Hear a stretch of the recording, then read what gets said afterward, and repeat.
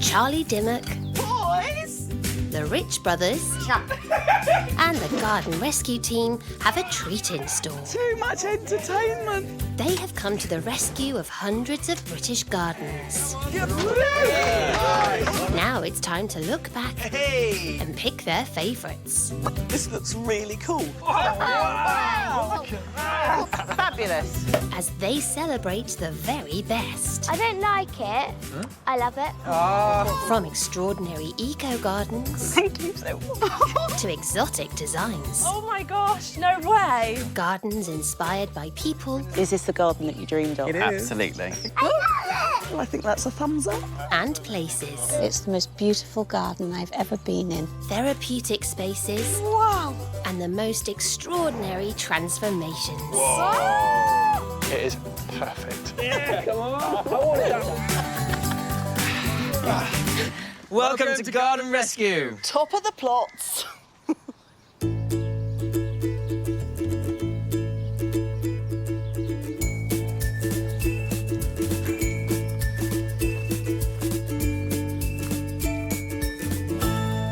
What gardens are we looking at today then, boys?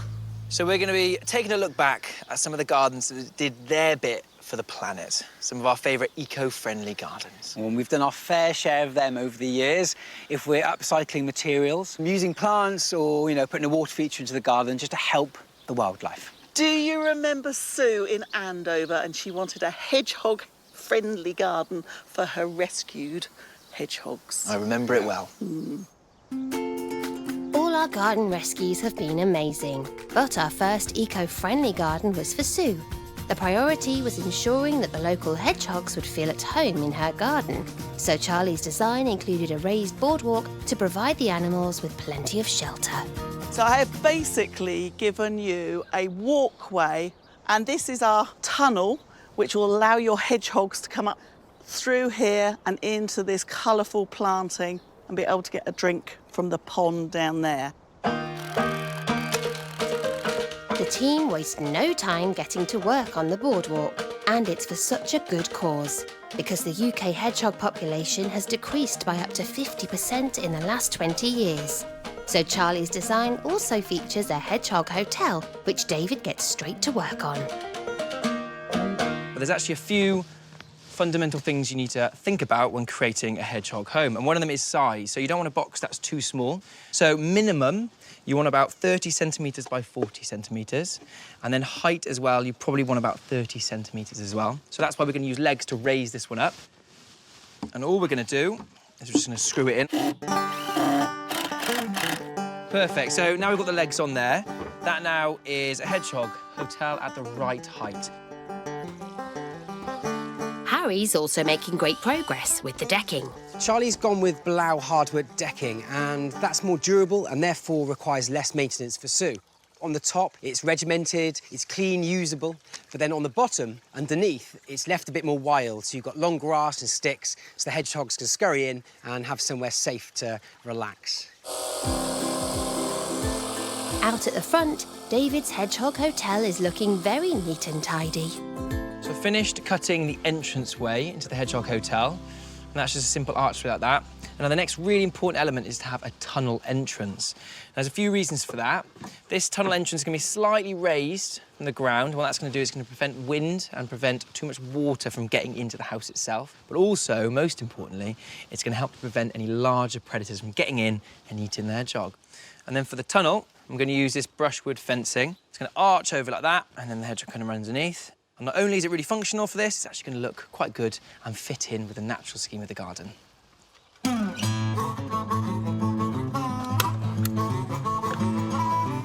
Perfect. Harry's made good progress with the boardwalk, and it's time to put the viewing platform in the form of a metal grille over Charlie's Hedgehog Highway. Look at that. Beautiful. And then what's so nice, I think, when Sue walks down, she can walk on top of the hill like this, and it allows her to kind of see the hedgehog's roots through, really, so see how they're getting on. And for the finishing touch, David's Hedgehog hidey hole is ready to go in. Nice. So this is our space here underneath the deck for the hedgehog home. And what we're going to use is one of the old recycled slabs as the base. Nestle that in there. that onto it like that. And then you can put the tunnel in. I'm just going to put that over there, and that's going to help stop the water from sitting on there, or if it does, stop the wood from rotting. And I've got some of this extra brushwood. We're going to put that either side, along with some more of those leaves, and that's going to double up some nice bit of insulation. Perfect. Now I'm just going to put the decking boards back on. It's all done. And with the boardwalk finished and David's hotel providing safe shelter for Andover's hedgehog community, the garden is finished. Sue's garden just wasn't fit for purpose. But now it's been transformed into this eco-friendly hedgehog haven. Time to see what she thinks. Open your eyes now. Wow, look at that. Oh, it's great. So we've got our little grid walkway here, so the hedgehogs can come scurrying up through all this and underneath and into that shrubbery, and then they can go and get a drink in the pond. So you'll get grass growing up, which they will love because they'll feel quite safe. Yeah. They can go, and you will know because you'll see little tracks whether they've been backwards and forwards underneath. That's really great, isn't it?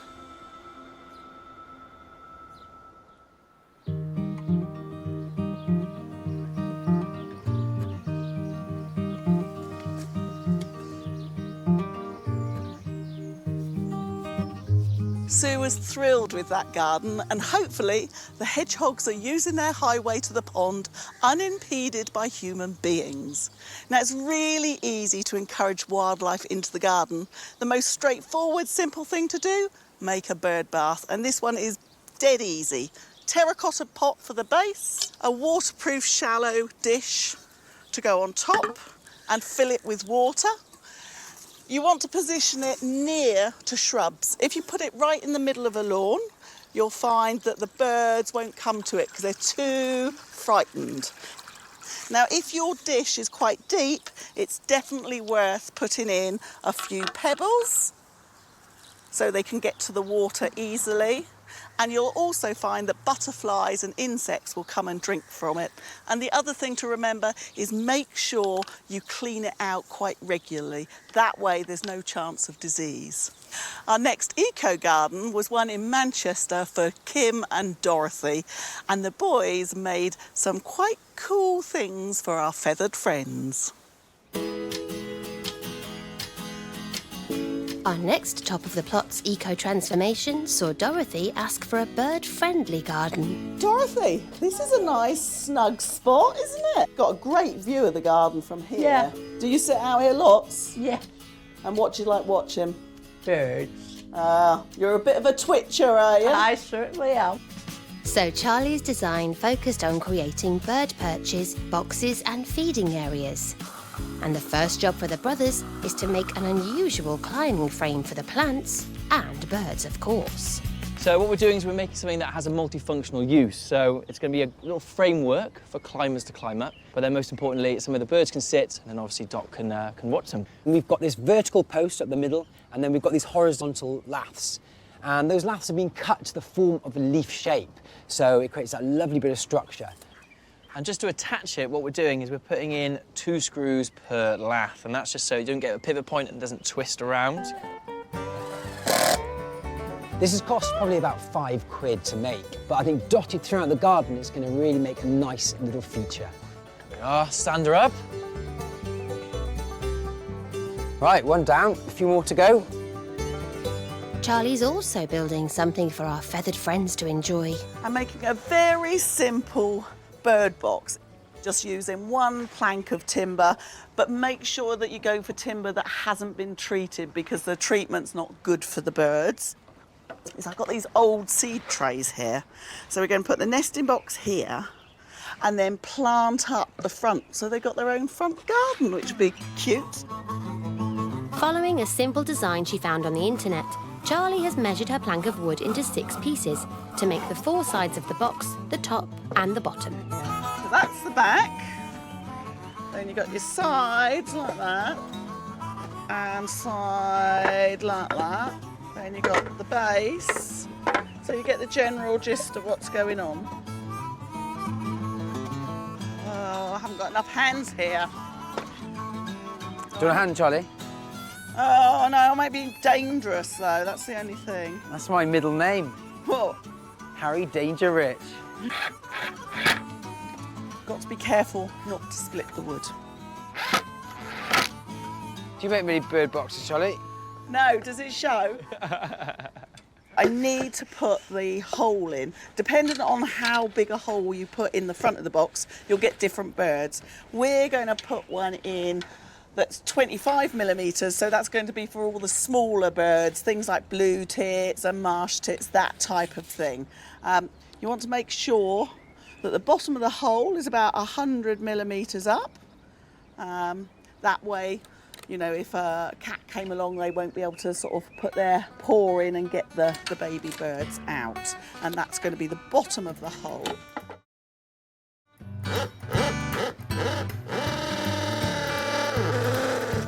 Oh, that's that.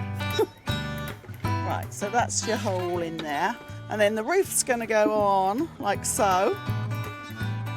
So it overhangs, so it keeps the front of the bird box dry.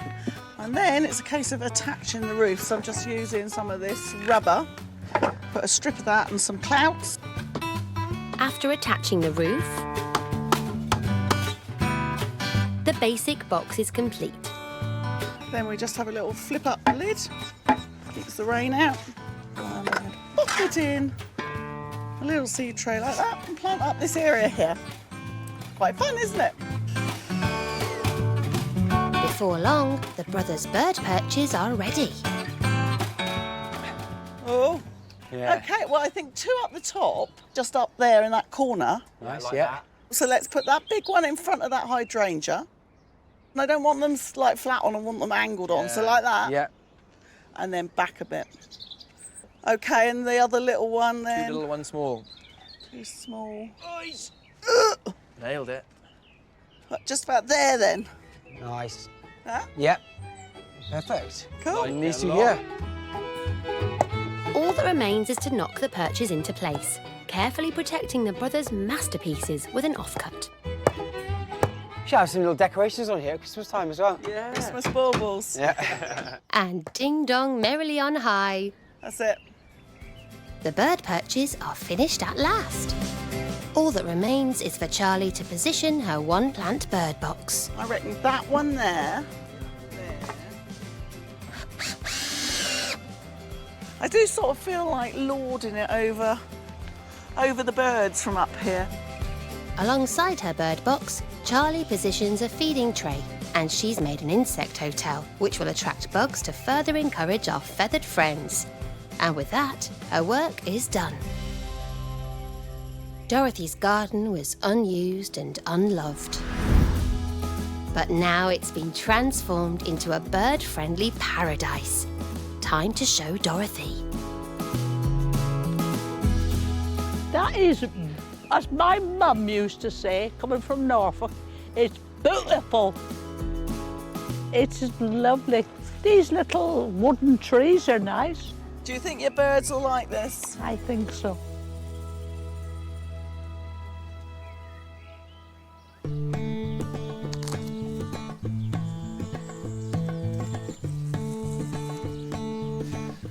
Well, if I was a bird, I think I'd definitely be visiting that garden after we left. Absolutely, yeah. It's amazing what you can create from a couple of old pallets. Now here they've created a beautiful composting emporium. I think it's great because you're recycling your materials back into the garden. You're using your grass cuttings, you've got some kitchen waste there, you've got some straw and you've got some leaf litter at the back there. But really, it's a bit like a recipe. You've got to get a little bit of green, a little bit of brown, and mix it all together. Really aerate it. So what better than to create your own homemade compost? Now, these pallets here actually remind me of our ultimate recycling garden. Do you remember Yardley? Oh, is it Tracy? Yeah.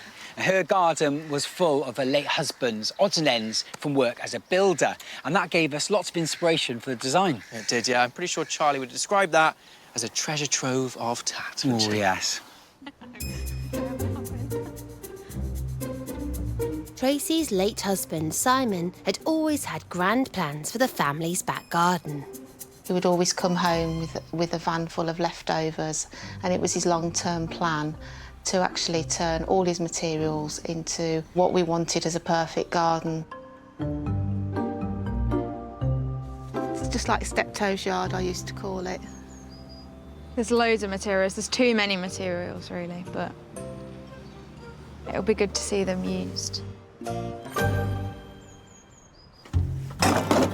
So what do you do with all this stuff? You send the garden rescue team in to reuse and recycle on a big scale. And Charlie's design includes a recycled brick pathway, a memorial seating area and a log store. They've got a wood burner inside and there's lots and lots of logs, as you can see. Yes. And a lot of it, the timber's stored in that log store there, which Yeah. is not a thing of beauty. Not particularly. Looks like it's about to fall over, to be So fair. first job for you, a nice log store here, Okay. but you need to move. Oh, are you bricks. sure now? On you go, boys. Oh, cheers. Always on the lookout for recycling discarded material, landscaper Andy thinks of a creative use for the bricks.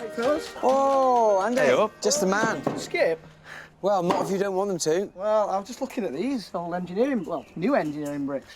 Think we ought to put some in the path? Yeah. Oh, what about some of those ones? What are they, air bricks? These, they're all different. Look. Yeah. Look at these. Oh, It's like I'd a plate. save them if I were you. nice. That saves a lot of work. Yeah, You it like does. that, Andy? Andy wastes no time in getting the bricks into the path, creating a new feature to give texture and interest.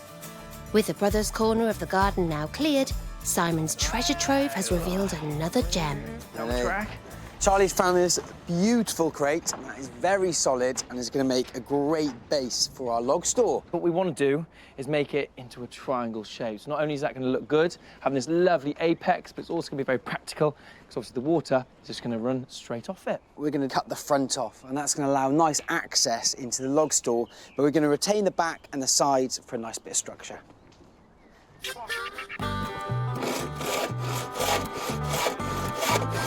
David cuts the wood to size, creating the A-frame of the log store, while Harry gets the front of the crate off. And there we are, a ready-made log store. So I'm quite excited now about putting the little apex on it and some feather boards, and it's going to be a nice addition to the garden. Once the A-frames have been secured to the base, the brothers can start on the walls. This is the featherboard we're using to clad the log shed, and as you can see, it tapers at one end. And that's really handy because as you build it up and up, you want to make sure that these featherboards overlap. And that's why it's thinner at one side, so that it doesn't keep pushing out. So the key is to make sure that the top one overlaps the bottom one, therefore you've got no gaps for the rainwater to seep in.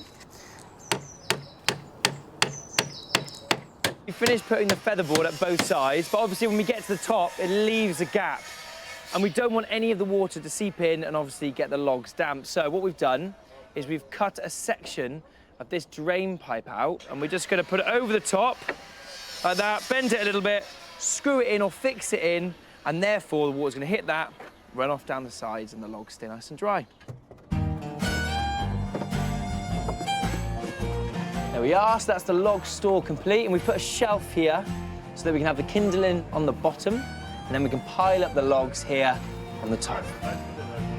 Charlie's also made a discovery in amongst the junk, and it's got her creative juices flowing. God, there's some amazing things around here. A wood burner, but I thought I'd make it as a pedestal for a table, using that piece of slate. And then I might pot this up with some plants. What do you think? Lee? Yes? So look at this piece of slate. It's gorgeous. Oh, I imagine you want me to do something with this. Yeah, table. So I'm thinking we've got that wood burner. Once that's levelled up, that'll make a really nice table. And we're looking that way, and the bench seat coming off this way, yeah? What we're using for the bench seat? Well, that's the thing, you see. See, leave that balance there. Out the back, I've found this lovely wood. I just cannot believe how much stuff. Look at these lovely old logs. Are they... Sounds all right, and it's heavy. I mean, it's quite... Oh, yeah, it's just nice and dried out. So there's a few years left in that. Yeah. While Lee gets back to work making Charlie's table and bench, David starts stacking logs in the new store. That looks lovely. Yeah. Somewhere about there then. About there, and then the table coming off there just so she can put her cup of tea on it.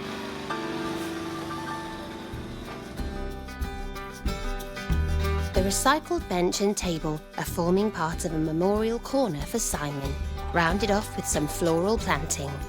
It's looking lovely under here. It's a gorgeous little woodland space to sit and... It's very tranquil as well. Oh, they're going to love it. Tracy's garden was tatty and full of building gear. But now it's been transformed and upcycled into this magnificent space. But will Tracy fall for its charms? I'm scared. You're scared? I'm scared. Oh, Oh my God, this is amazing. That is absolutely amazing. I can't believe it. It's the same garden. Amazing. Do you like what the boys have done? Yeah, that's great. I love it. I love it. I love everything. Lots of bits and bobs that we've used. Thank you. That's perfect. Wow. I know what builders are like. They're very particular. Do you think Simon would think we finished it off reasonably well? Yes, Yeah, he would. definitely. Yeah, he would approve. He'd approve to everything. He would have loved it.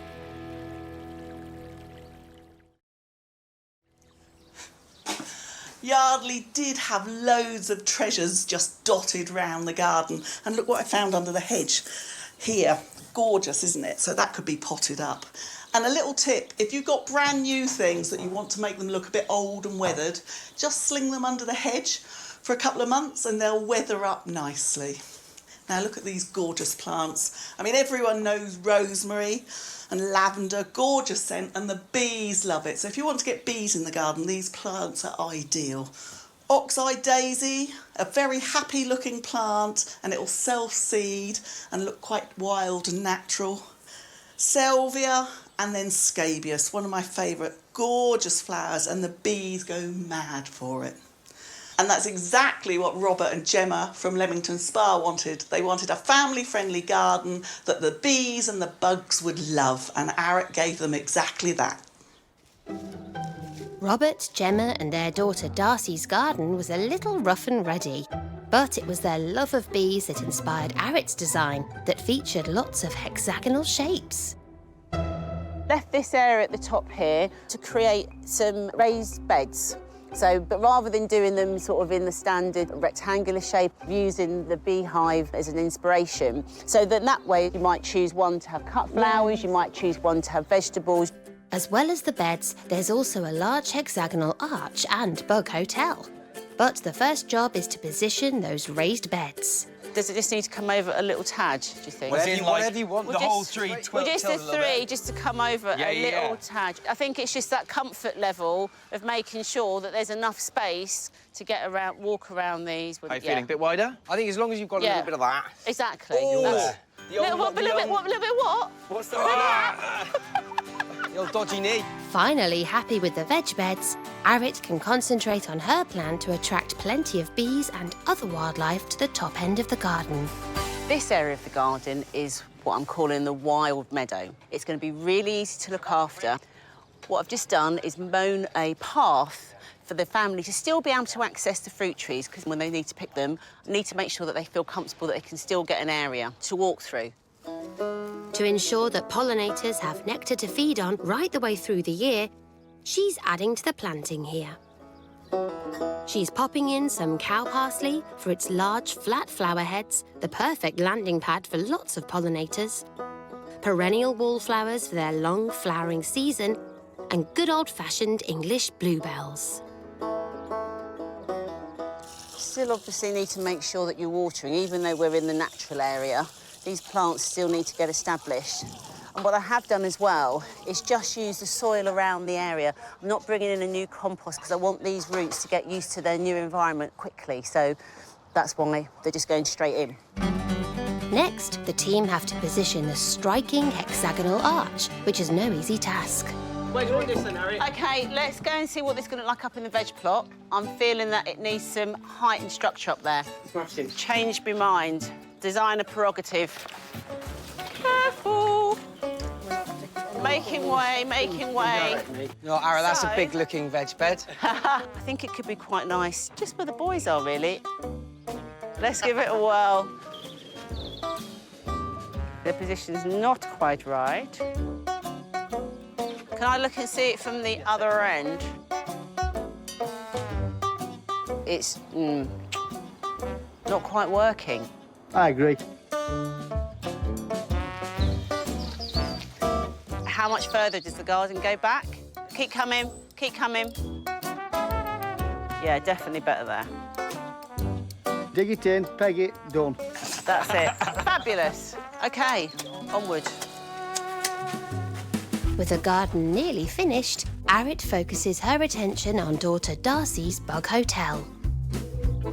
This is her little space that she can really play with, start to get used to seeing insects in the garden, and really, just so that she can get a bit creative. So I'm going to start it off for her, using things like, obviously, dried leaves are really important.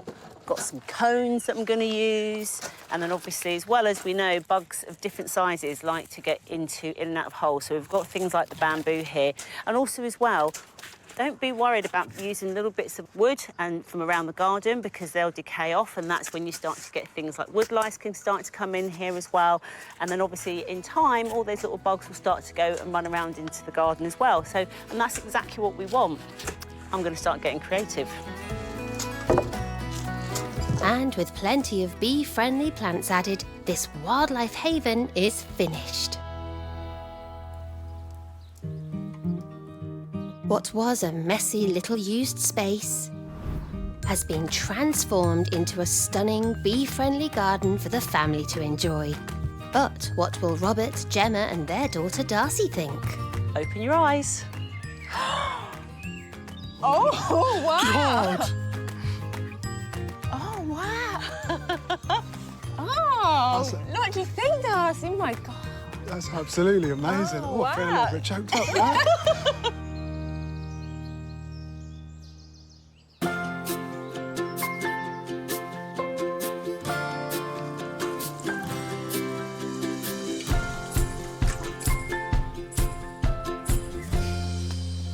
Isn't it amazing where wildlife find their homes? Inside this old tree stump, there's a family of wild black bees. And around the stump is planted rambling roses, we've got honeysuckle, and we've got these aqualegias here, providing the bees with a rich source of nectar, hopefully encouraging them to stay. Ponds are another great haven for wildlife. And Charlie, being queen bee of water features, we left her up to her own devices to create the water feature for Usha in Marlborough. Now, Usha is a wildlife photographer, and she was desperate for a pond. Our next top of the plot's eco-transformation was in Usha's plain-looking garden. It needed a bug overhaul, so the brothers' design focused around a rather impressive eco-pond guaranteed to bring the garden to life. Got a large wildlife pond for you. OK. So that, again, is a great way to encourage the wildlife there and great for the photography. And it's surrounded by a wildflower meadow. Whilst the landscaping team get to work, Charlie is left to dig the pond. When it comes to positioning a pond, it is really key to get it in the right place, whether it's a wildlife pond or an ornamental pond. A lot of people think, oh, I'm going to put it in the shade so that way it won't go green and slimy. That's the wrong thing to do. You really want to have at least 6 hours a day of full sun so that the plants grow and keep the pond clear. Now, as this is a wildlife pond, we've positioned it close to the hedge. That way, the wildlife have got a safe corridor to get into the pond and out of the pond. A large, healthy pond can attract over 100 different species of wildlife, including dragonflies, beetles, frogs, newts and birds too. And they don't need deep water to flourish. This being a wildlife pond, we don't need to go more than 60 centimetres deep. That's plenty for wildlife. Come and look at the pond. It's not as level as you think, this garden. Is it not? I don't know how much, but you can see... It looks good. Oh, that looks great. It's a Yeah. great size as well, isn't it? It's just a lot of faff getting the levels. As Charlie gets the levels right, David helps put in a protective layer before the liner goes in. Your sheet's this colour, David, then? Yeah, just so it doesn't show dirt. Oh, yeah, that's what you all say. So... The membrane goes in first to stop rocks or strong roots piercing the liner. If that happens, there's only one place for the water to go. So, liner, take it like this. David may be the boss, but Charlie's a bit of a pond expert, so he's happy for her to lead. For now. Hope you've got clean socks on. I've actually got holes in my socks. It may look like a lot of liner for a medium-sized hole, but there's a reason for that. Right, look at that. Right, so then it's going to be a case of tidying, yeah? Trying to fold it. Fold it. Put it round. Now, you know, people go, oh, a liner, it looks terrible like that with the folds. But actually, for wildlife, it's ideal. Yeah. Because these make nice little nooks and crannies for Little homes for frogs them. and insects. As well as helping the wildlife, keeping the liner snug but not tight stops it tearing. I've got the O's. You got the O's? Right, then I'm putting the O's on. Yeah, but not while we're in it. Because Surely now. It's quite warm. Charlie, are you ready? Yeah, on you go then. I reckon it's going to definitely take 2 hours, even more to fill. Right. But we don't want to cut the liner till it's full. Wisdom. Even grass can be wildlife friendly, and next to the pond, the Rich brothers are laying down some wildflower turf that has more biodiversity than a flower bed. In Britain lately, all the native meadows have actually been decreasing. And that's due to things like agriculture and urban sprawl. So I think when you get a chance to bring back those native species and put them in your garden, you should definitely do it.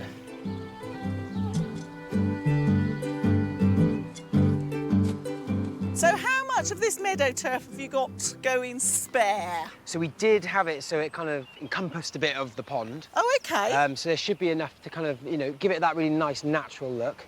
So that'll be good because then I can lay the turf. Yeah.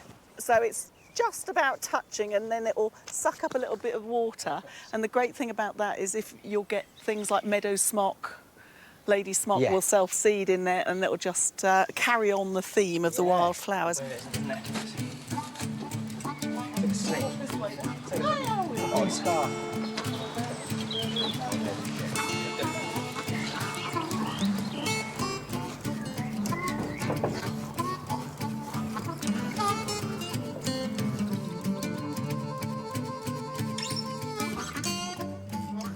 When it comes to pond plants, there's 3 key groups. You've got oxygenators, which help keep the water fresh and non-stagnant. They don't need soil, they just need a bit of gravel. So they go right down to the deep bit, and it'll just be part of the hiding places for all the insects. Oxygenators absorb excess nutrients in the water, keeping it clean and algae-free. You also have plants that lay on the surface, which are things like water lilies, water hawthorn, pond fringe, and then you have the marginal plants, which stand in the shallow areas. When you buy your marginal plants, quite often they come with a label that says for 4 inches of water. What they mean is 4 inches from above the container top. So they go in quite deep. So these ones are going to go on the shelf. And they're ideal to let all the dragonfly nymphs crawl out and then break open and turn into beautiful dragonflies. Charlie has created a shelf below the surface for the marginals to sit on. Water forget-me-nots and ornamental miniature bulrushes will help give a nice finish to the edge of the pond.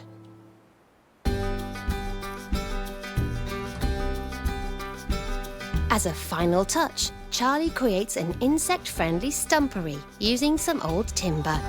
And with that, the perfect wildlife pond is finished. Wildlife photographer Usha has been crying out for her drab, uninviting garden to be turned into the perfect habitat for insects, birds, and little creatures. But now it's been transformed into a lush eco-garden with its incredible pond, will Usha fall for its watery charms? Right, so. 1, 2, 3. Open your eyes. Oh, my word. Wow. No, this is gorgeous. Thank you very much, guys. Pleasure. Thank you. Absolute pleasure. I'll come in for a hug as well. Oh. Charlie, you really are the princess of ponds. That I am. From creating something new to actually saving something that was very old. Yeah. Annette from Mansfield wanted this wildlife garden, but she also had a sentimental attachment to a very old, rickety shed. Yeah, she did. Yes, I have to say I'm glad that the team took a second glance at the design, because I think they walked in and went, yeah, gonna have that down, and oh no, perhaps not. Charlie's actually pimping that up and saving it. So thank goodness they looked again. And we did pull a blinder off on that Oh, one. yeah, I should be proud of that.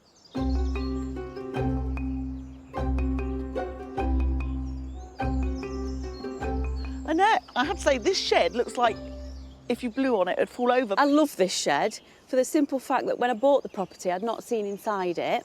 So the first day that I moved in and got my keys, I went inside it and just cried because it was like walking into my granddad's workshop and just brought back so many memories. It was lovely. I mean, the old chap's tools were still there. Oh, wow. You know, it was just lovely and really nice, and that smell, it brought all that back. So I don't particularly want to get rid of the shed. It does need a little bit of TLC. With such a strong sentimental attachment to the shed, it was important that the team did everything they could to do the ultimate make and mend.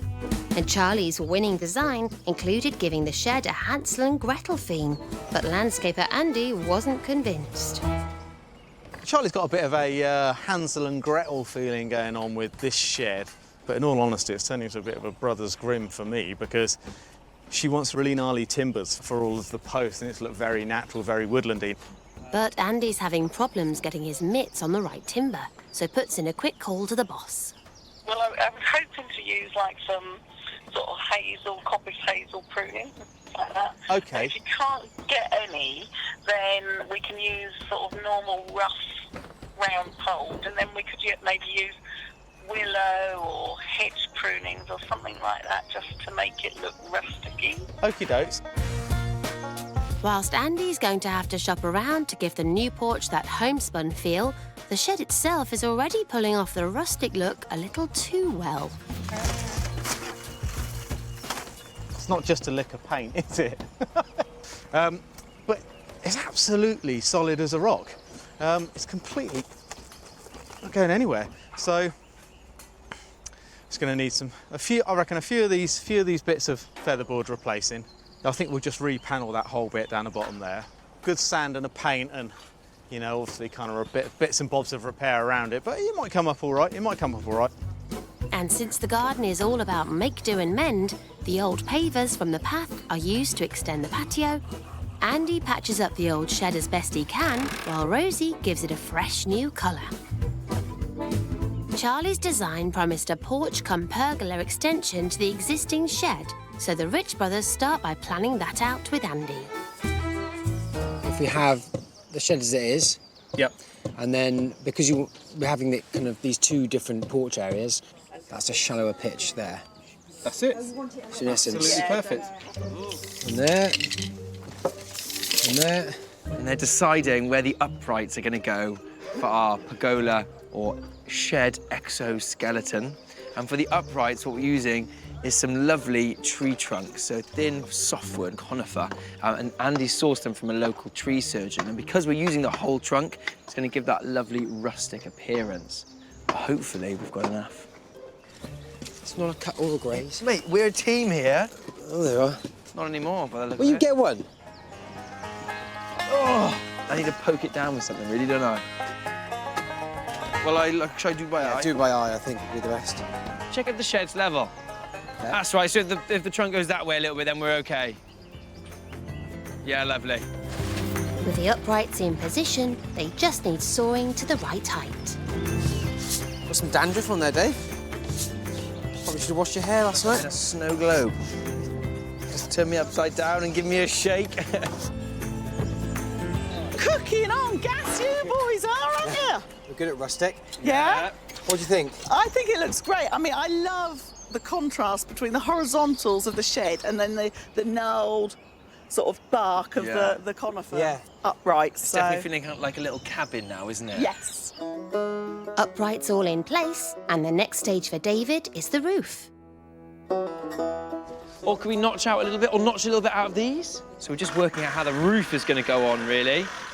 And all we're going to have is this horizontal bit of timber here, and we're going to have a nice bit that goes on top. And then basically by using gravel boards, we're going to sling them all the way across, and then on top of them, then, there's going to be some lovely timber shingles. There'll be a cabin before we know it. Definitely getting cabin fever anyway. Harry rigs up some lighting to set the rustic canopy off a treat, and the shed's new lease of life is nearly there. Now that the gravel boards are down, there's a good, strong foundation for the roof. What I'm going to do is I'm going to put on a waterproof membrane, which is obviously going to keep the roof nice and sealed for the people sitting underneath it. But then on top of that, I'm going to be putting these cedar shingles. Now, they're absolutely gorgeous, and they're a beautiful material to use. Now, they smell beautiful, and obviously, as they age, they're going to grey and silver off, which is going to look gorgeous as well. But what's so nice about a material like this is it is sustainable. And speaking of sustainability, David's found some odds and ends hiding in the shed that he wants to upcycle too. Old number plates. Now, these ones off cars. Then this one here is definitely off the front fender of an old motorbike. It looks super cool.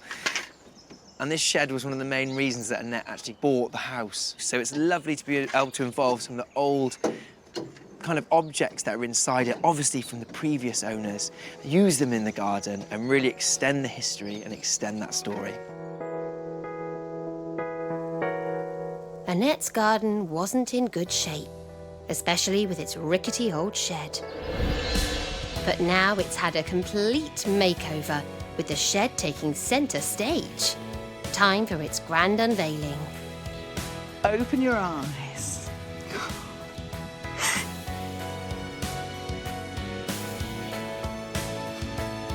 Thank you so much. I'm hoping that's tears of enjoyment. Look at my shed. I can't call it a shed. The colour is brilliant. Yeah. That looks amazing. Yeah, it's just absolutely perfect for the family to get together on an evening, just to sit out, have a little drink, have a barbecue, get the fire going. Amazing, relaxing end to a day. Wow, that shed meant so much to Annette. Yeah, I'm just glad we were able to save it, but also give it a new lease of life. Yeah, make do and mend. I think good for the planet, and I feel like gardening is a really good way of helping out the old girl, isn't it? Oh, hold on. You're not talking about me there, sunshine. Huh? No. Ah, Mother Nature. Ah, let you off this time.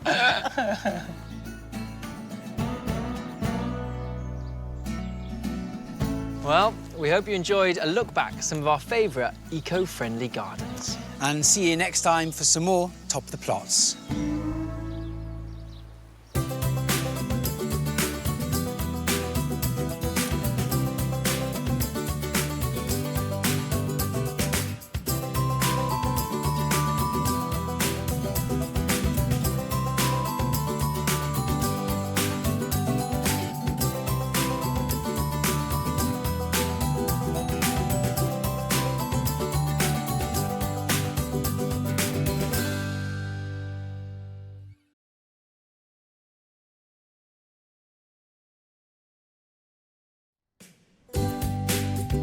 Charlie Dimmock, Boys!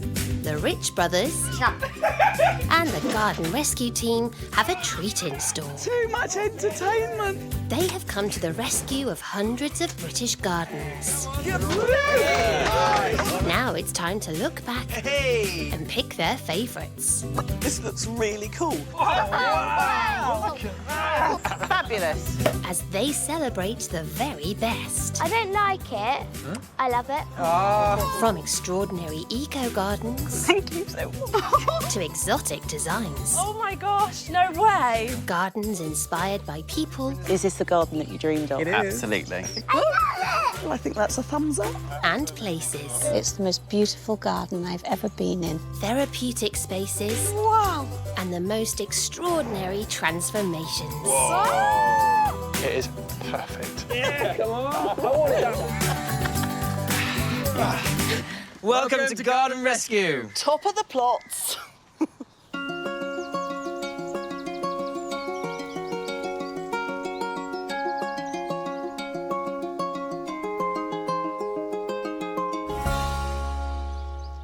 What's on the agenda today, then? I mean, don't pretend you don't know what's going on today. Of course, it's mine and Dave's top picks, our favourite gardens that we've ever created on Garden Rescue. OK. So it's going to be a fun programme. Oh, absolutely. It was quite a tricky task, actually, because you think between us, we've created over 100 gardens. It's a lot of gardens. Quite amazing. Of course, all of them special and unique. Yeah. So go on, how did you choose? Because I found it very difficult to choose my favourite gardens. It was quite tricky, wasn't it? But we just looked for ones that had nice character, nice atmosphere, refined lines, multi-stem trees, natural planting, that kind of stuff. All those old chestnuts. Absolutely. But we've actually chosen some of our favourite gardens that you've created as well, of course. Oh, you sweet little Welsh lambs. We're proud of all our transformations. But our first Rich Brothers' favourite garden rescue is for Manchester pair Lauren and Trevor, who became neighbours 2 years ago and since then have become a couple. So we thought by sharing the gardens, it would just maximise the space and just give us plenty of room, really. The couple wanted clean lines and striking planting. So this is our design. And the Rich Brothers plan, featuring Scandinavian influences and birch trees, ticked all their boxes. So as you travel through this more kind of intimate area, we really wanted you to kind of open up onto this kind of large, expansive deck. And that kind of connects the two gardens and makes this space one. So we've got a nice little kind of private seating area with a fire bowl, so you can sit back in the evenings, and you've got these really cool kind of single-stem trees kind of shooting out the deck, which will make it feel kind of part of the garden. But with a garage taking up one garden and the other laid with paving, Bowen and the landscaping crew have a mammoth clearing out task before the build can begin. The decking is flying out over here, and we've got a big tree going through the decking, so we just need to take out a lump of the old garage base to make space. We've got something good to plant into. With the space stripped back, work can start on the decking. How much higher do you think we're going to be off ground level over here, Lee? I haven't got a clue, mate. 2 steps? Couple of steps? Yeah, a couple of steps.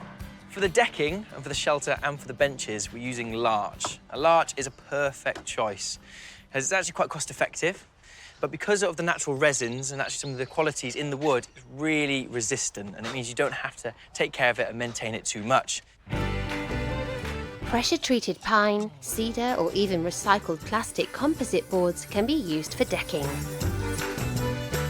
The boys' choice of larch will give the couple the clean Scandinavian style they're looking for. And the brothers are bringing the same feel to the pathways. For the walkway into the garden, we're using these concrete lintels. Now, concrete lintels you usually find supporting the tops of doors and windows in your home, but we're going to use them on the ground as paving. Now, it'll cost you about £20 each, or roughly about that, which in the terms of paving is probably quite expensive. But it really ties in with that modern linear shape and definitely picked up on that Scandi style that they wanted in their garden, so these guys are perfect. The boys wanted to put a fire bowl in the middle of the wooden decking area, and Charlie's come up with a way to ensure it doesn't become a fire hazard. Trevor and Lauren were really keen to get some fire in the garden. They originally asked for a fire pit, but the boys have decided to go with this, which is a fire bowl. It's got that very simple design to it. It's going to go on the deck, but what we've done is taken the deck section out, put down some chunky gravel, and then on top of that, we're putting some fine gravel, so there is no chance of the deck catching on fire. This was £90 off the internet, comes as a kit form. I did tease the boys and said I'll clean it up for them because it's all rusty. They had a slight meltdown at that point, but no, they've gone for the rustic, rusty look. drain holes in there so it drains, but also it lets air in so that the fire starts nice and easily. All I've got to do is screw it together. Before the decking can progress any further, the designers need to position the birch trees. And given their height, they're going to need a little help to stay upright. So when you're planting big shrubs and big trees, you sometimes think, oh, I'm going to enrich the soil so they really grow well. Sometimes by doing that, if you make the soil too rich, the roots don't actually start looking for the food. So it's better just to put a little bit in, and then the roots will slowly work their way into the soil that's already there. So these are very straightforward basic tree tie. There's a packer here so that the trunk doesn't rub against the stake. What you've got to remember is you're tying the tree to the stake and not the stake to the tree, and always leave a little bit extra so that you can slacken it off as the tree grows. Meanwhile, Harry's planting the rest of the birch trees within the perimeter of the deck itself. This is a really large expanse of deck, so what we wanted to create here was a little bit more of a kind of intimate character. So by placing the trees within the deck, you're actually breaking it up as a whole expanse. And, you know, it creates a lot more emphasis on these birch trees because they stand quite, like, isolated on their own. So, you know, not only does it create a little bit of height and splits the deck up, but it also gives this lovely canopy that's just going to dapple when the sun's out and create a really cosy place to sit and relax. As well as the trees, the brothers have added a boulder to break up the clean lines of the decking, and Lee's hit on a crafty way to get them to fit together. Oh my God. So it was not designed to have the boulder in the deck, but I've spotted that you've got a dreamy line all the way around. How have you cut it? Basically, what I'm doing is using an old off-cut of decking. Yeah. Cut it roughly to shape. Then all I'm using around this boulder, because I don't want too big a gap. Yeah. Just a finger width. Put it up to it. Tap the finger with the pencil on. Follow the contour of the stone. Nice. Like so. I mean, it's so worth it. I mean, the boulder alone in the deck looks cool, but then just finishing off, a little bit of quality, a little bit of care makes a massive difference. Yeah, it looks good. With the boulder and the other finishing touches slotting into place, the garden makeover is complete. And a space that was once a mass of concrete and paving has been transformed into a garden of clean lines and beautiful forms. In 3, 2, 1, have a look. Oh my, Wow. it's amazing. That is unbelievable. Flipping heck. Yeah. It is. It's so different. It looks incredible. It's so beautiful.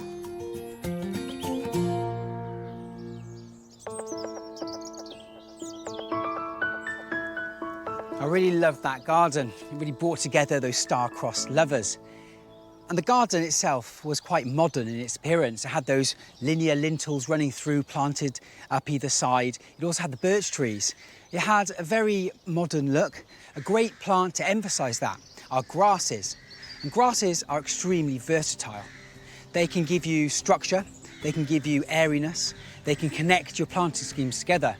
But one of the best things about them is that when the perennials actually die off late in the season, the grasses really come to life and really hold together the planting schemes. And I'm planting Festuca glauca, intense blue. And as the name says, it's got a lovely blue tinge to it. Now this grass is great at the fronts of borders and it works really well in a gravel garden. It likes a nice sunny position and it doesn't like to be in wet ground. Speaking of creating a sleek, modern look, Charlie did that exact thing for Rachel, Lindsay and Missy May in Ellesmere Port. The Rich brothers' next top of the plot's favourite garden... Who put that down? You. ...is a Charlie-winning design which transformed a dull space... I don't think the garden shows any sides of our personality at all, does it? Nothing. No. ...into a fun, zingy garden with a pop art-inspired mural.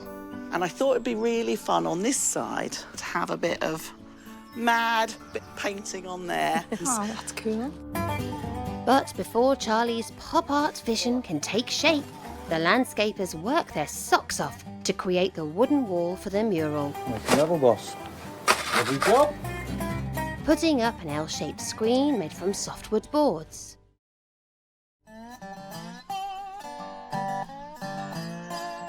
Charlie's given the boys the job of painting the mural on the newly erected screen.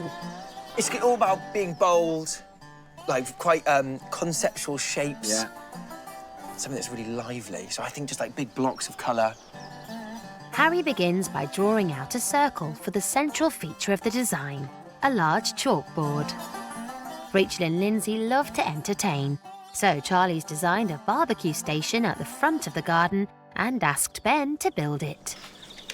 So you managed to put it together. Yes. I always worry about kit barbecues and things like that, but that was a nice, simple, easy one. But I want it built into a table, yeah? Not like, I don't want the barbecue just there on a bit of gravel. Okay. But they're not so tall that when they look out the kitchen window, you see barbecue. So it's got to be about this high. And then maybe have a stone surface, or, yeah? We've got a perfect slab for it. OK.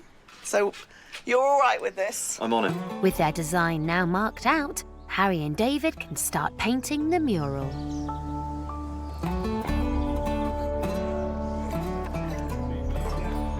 The only difficulty, I'll say, is when it goes over a board. That really throws you because it pushes the brush out. I've learned from experience. Time-consuming work, but we've made a start, and it's starting to look better than it was, which is great. Now, we're going for a razzle-dazzle effect on this back wall, which is going to look fantastic. But the actual origins of this comes from World War I. So a thing called a dazzle ship. Now, what they did, they actually painted the ships with lots of funky patterns like this. So if a submarine's periscope popped up, instead of just seeing a normal ship, it would actually be quite confused by the distorted shape of all these patterns.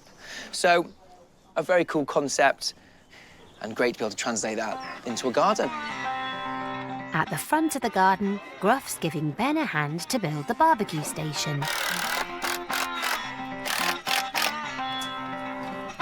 The barbecue unit cost just £25, but it's being glammed up. That's bang on there, look. 175 up to the top of the slab. Encased in a wooden framework that matches the raised beds. When finished, Ben is using the leftover sandstone tiles from the patio to make a sturdy countertop. Nice. The whole team is getting creative in the garden. Harry and David's mural is coming along nicely, and Charlie's making a clock for Missy May's new play area. Rather than putting numbers on, I thought it'd be a bit of fun to have it based on the sort of nursery rhyme. 1, 2, buckle my shoe. 3, 4, knock on the door. 5, 6, a pile of sticks. 7, 8, lay them straight. 9, 10, a big fat hen. Charlie fixes the knickknacks to make up the clock face. And then one final piece of the puzzle.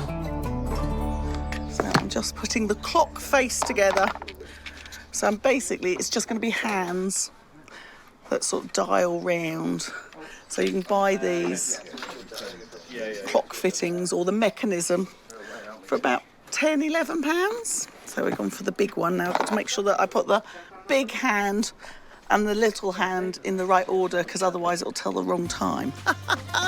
And on the other wall of the play area, the Rich Brothers mural is coming on a treat. It's taken a lot of time. There's a lot of detail gone into this, and a lot of love, but we've got a few more to do, and it's complete. I actually had a lot of fun.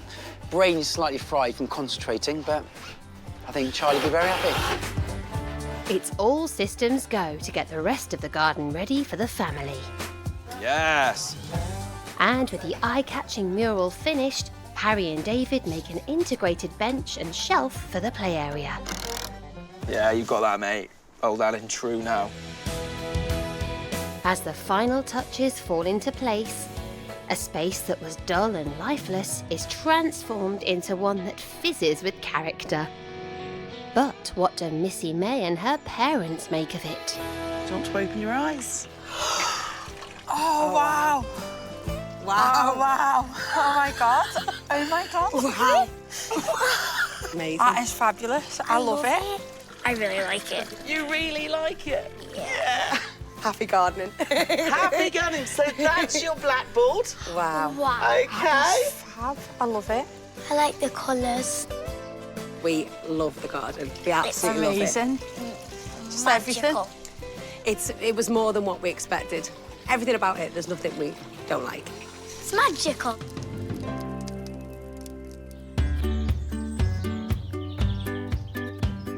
That garden was such fun. It made me really smile and feel happy.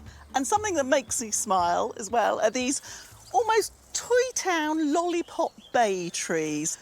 So bays are great for adding height, structure and evergreen shape to the garden, especially small gardens. And another small garden that was tackled was for Karen and Duncan in Shefford. Karen and Duncan recently downsized, and this rich brother's favourite top of the plots transformed their tiny garden. At the moment, we come out the doors, sit at the top on the decking that we don't like, and you look down and think, well, it's boring, there's nothing to look at. The couple wanted a wildlife-friendly garden that maximised on their limited space. We have no birds here, and I think that's something I'm really, really missing from where I used to live. There were so many birds. Entertain more, just relax. We don't sit out here enough, and I'd like to sit out here longer.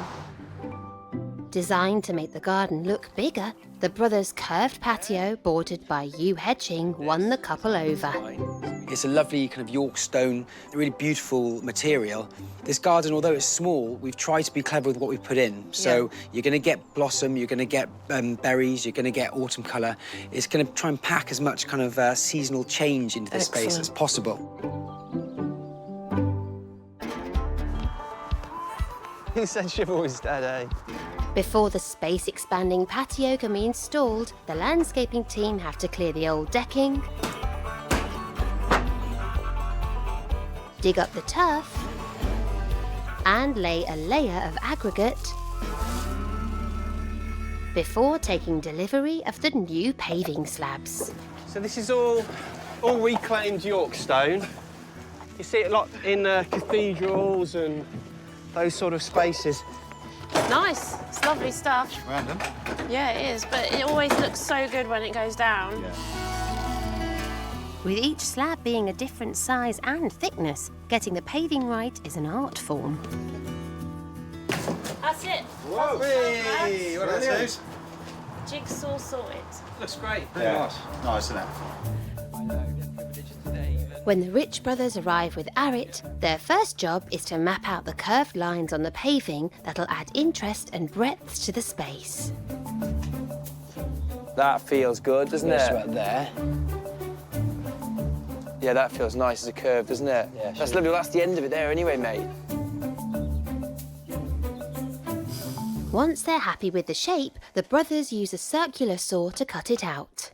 Oh, you can really start to see the curve now. And obviously, once we've removed this base here, place it with a nice trench of soil, and the hedging's going to run around here, soften the slabbing. It's going to look fantastic. Good job, Dave. At the front, Arit's gathering some ingredients to help her bring birds into the garden. I've just taken a little bit of time out to come and make a bird feeder, which I think will be perfect for Karen and Duncan. All you need is a cooking bunt, any foods that the birds are going to love, peanuts, seeds, berries, and gelatin is going to set the whole lot of it. With gelatin, always have the hot water first, because effectively I'm going to be making a layer cake.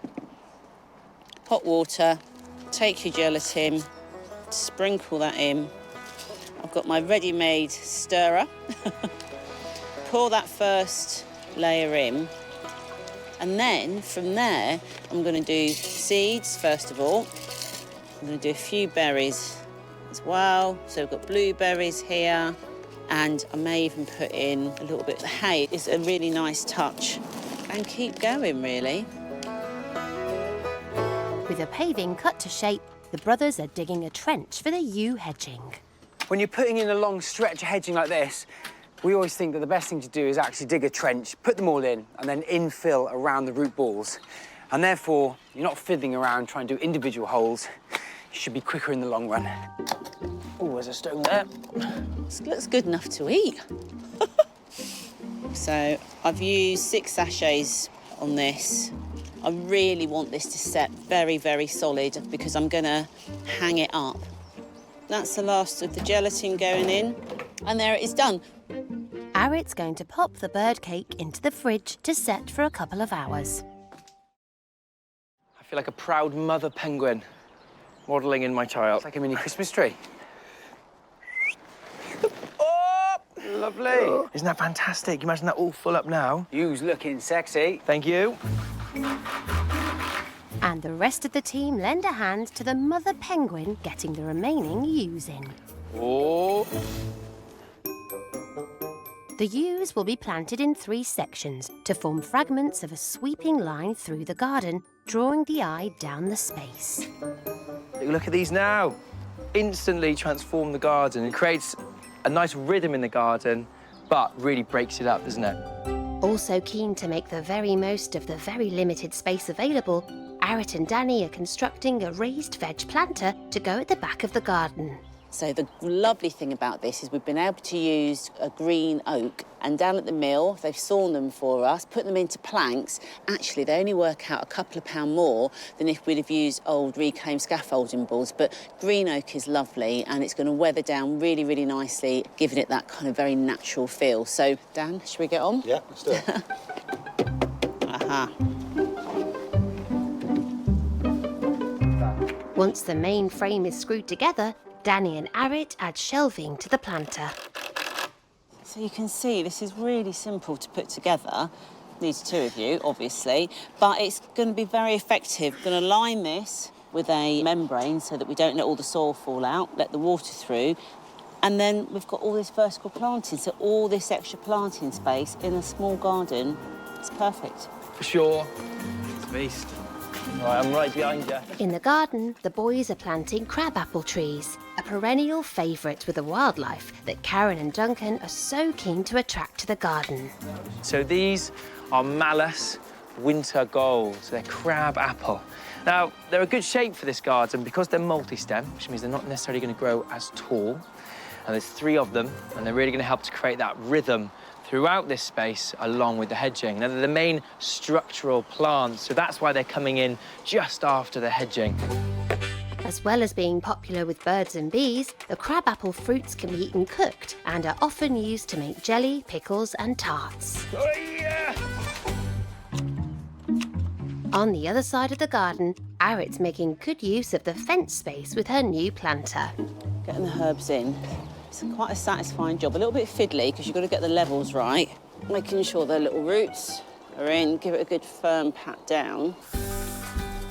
It's time for the team to finish off the beds with planting and put down the bound gravel surface next to the house, while Arit wants to show off the bird cake she made earlier.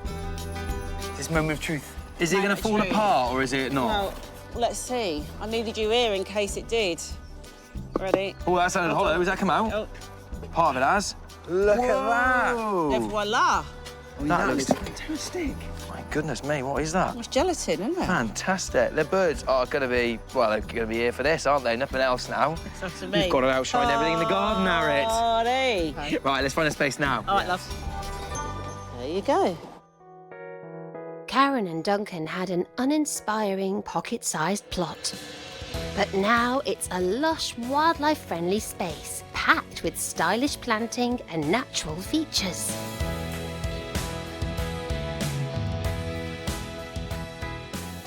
Three, 2, 1, open your eyes. Oh, my God. Yes! I told you, I'm crying. Wow. Oh, gosh. It's lovely.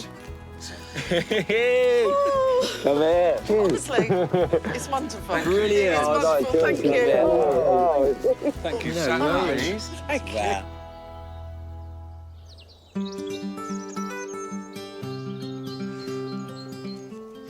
Those crabapple trees were a wonderful addition to that garden. And fruit trees are such a desirable thing to have. You can go for plum, you can go for peach, peach, you could go for fig, maybe pear. What we've gone for here today is actually a plum, and it's a president plum. So it's not a large growing tree, about 3 to 4 metres, and it produces a wonderful blackish blue plum with a fleshy yellow centre. Great for cooking, but also great for picking off and eating straight off the tree. Now, there's a few things to consider when choosing your fruit tree. One of them is the rootstock. Now, the rootstock determines the eventual size of the tree, so it's best to check you have the right one for your garden. Another thing to think about is whether your fruit tree is self-fertile. If it is, that's great, it produces fruit on its own, but if it isn't, then you need to surround it with other fruit trees. Oh, that looks absolutely perfect, mate. C'est marvelous. There we go, 1 plum planted. And 2 to admire it. Now, our next favourite garden is one of Charlie's for Sue and Robert in Rotherham, and it was on a terrible slope. Luckily, Charlie had a plan. Sue and Robert had a garden that was not only dull and uninteresting, it also sloped. It's just one big square green patch. It's not the most inspiring garden to come out and enjoy. Charlie's plan for a 2-tiered garden, coupled with a scented walkway, cleverly reworked the plot and got the thumbs up from Sue and Robert. Wow. Oh, wow. And I wanted this area here to be really attractive from your dining room so you can see out, and then you'll step down into the entertainment area. Yeah. Charlie's split-level patio solves the problem of the garden's awkward slope. But the team needs a level playing field before they can start laying the paving. That's level, Paul. With the main excavations done, Andy gets to work on laying the patio.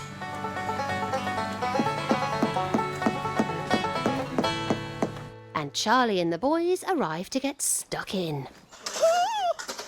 My garden looks even bigger now. Wow, doesn't that look huge? So nice having some level ground. Charlie gets started on an archway that'll frame her scented walkway. This is reinforcing steel. So it goes in concrete, so if you're laying a big slab of concrete and it just makes it stronger. But it's really handy in the garden. We actually bought a big sheet of it, £30. But what I love about it is you see it, but you don't see it. And it's great for climbers. And it sort of just adds that other dimension to the garden because it's a different material. And it works really well with timber and oak. So that should look really nice.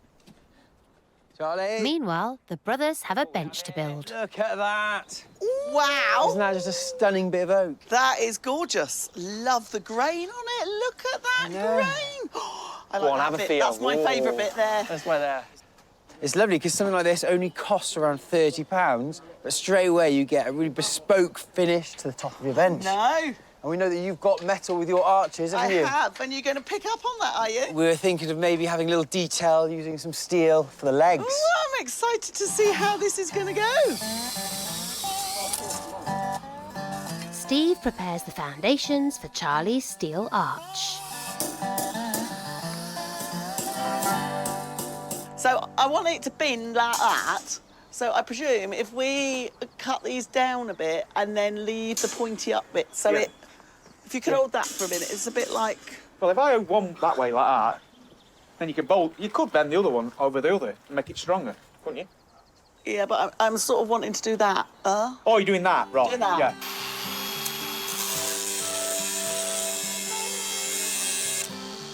Can I just get that in there like that? Like that?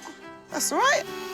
As Charlie and Steve grapple with the arch, out the front, the brothers have cut their bench top to length. So we've got our cut down piece of oak here, which is looking beautiful. And I've marked on where the legs are going to sit. Got 6 of them, and I'm pre-drilling them with this wood bit. And I've actually added a little bit of tape because I don't want to go any further than that, so it helps me to know the depth of hole. And once these holes have been drilled, I'm going to get the rebar that Dave's cutting, place them in, knock them in with a hammer, twist the bench, go and position it into the garden. So we're using this rebar here as the legs to our bench. Rebar is basically a reinforced steel, so it's used to reinforce a lot of concrete construction. So this is 16 mil, the diameter of it, which is quite thick. You can get a lovely variation of sizes, but this is going to look quite nice. It's going to be really sturdy, and when it's in the top of the bench and then hammered into the ground, it's going to hold that bench absolutely solid. David's steel legs fit perfectly into Harry's holes. So now the finished bench can be permanently set in a quiet corner of the garden. Just look at that, it's like hovering. Beautiful. It's really, really cool, isn't it? The split-level patio is coming along nicely.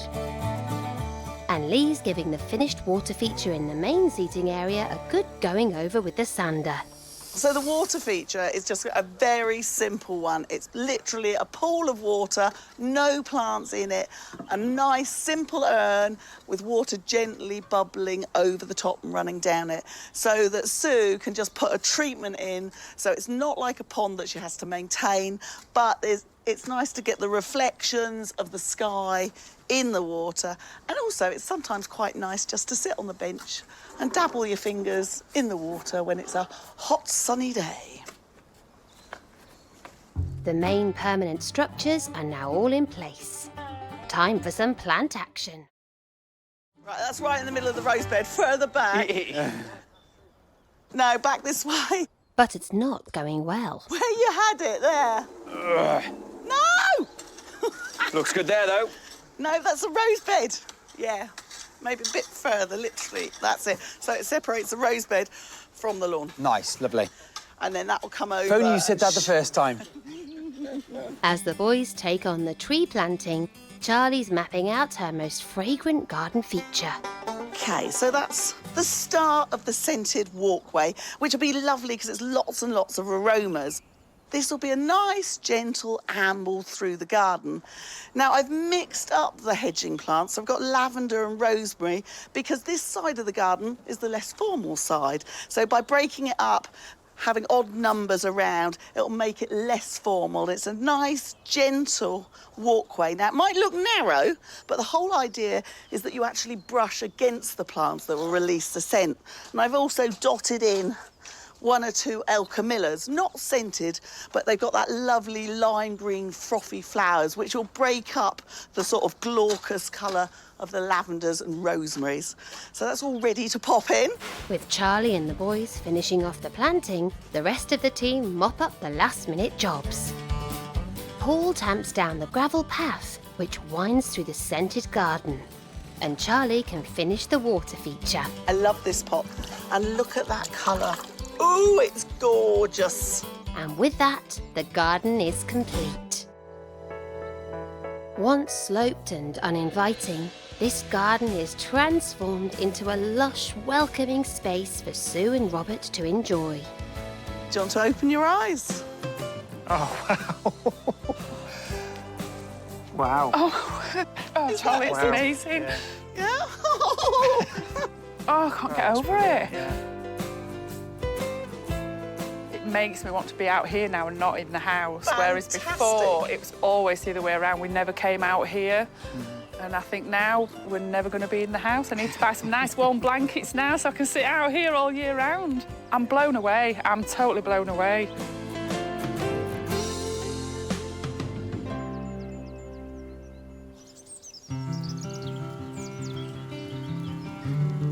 A magnificent job by Charlie. Wonderful to see Sue's reaction and how great that she now finally has a garden she can actually use.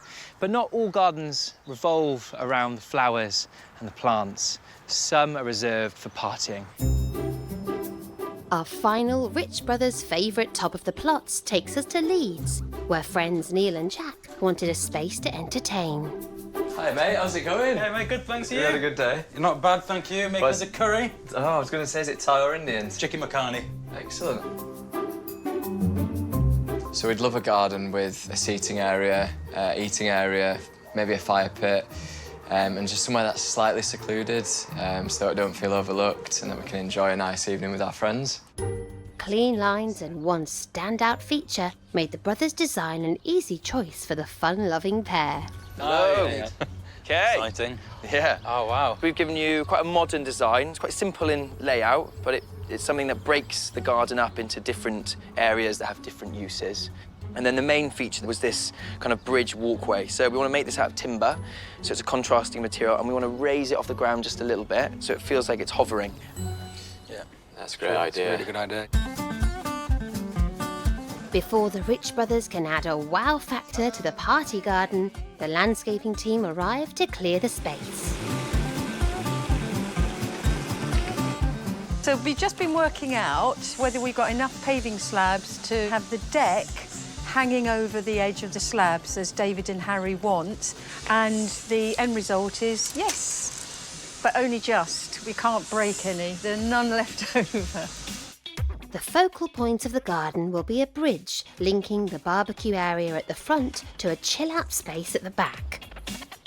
And when the boys arrive, their first job is to lay a frame for the bridge that'll be sunk into the paving. About there, then? Yeah, I reckon that's about right, isn't it? Right, something like that. Like that. Like that. Whoa. Oh, that would be fab. Once in position, Joe and Rosie give the bridge support a coat of paint, and David gets stuck into making the bridge itself with a pile of Douglas fir planks.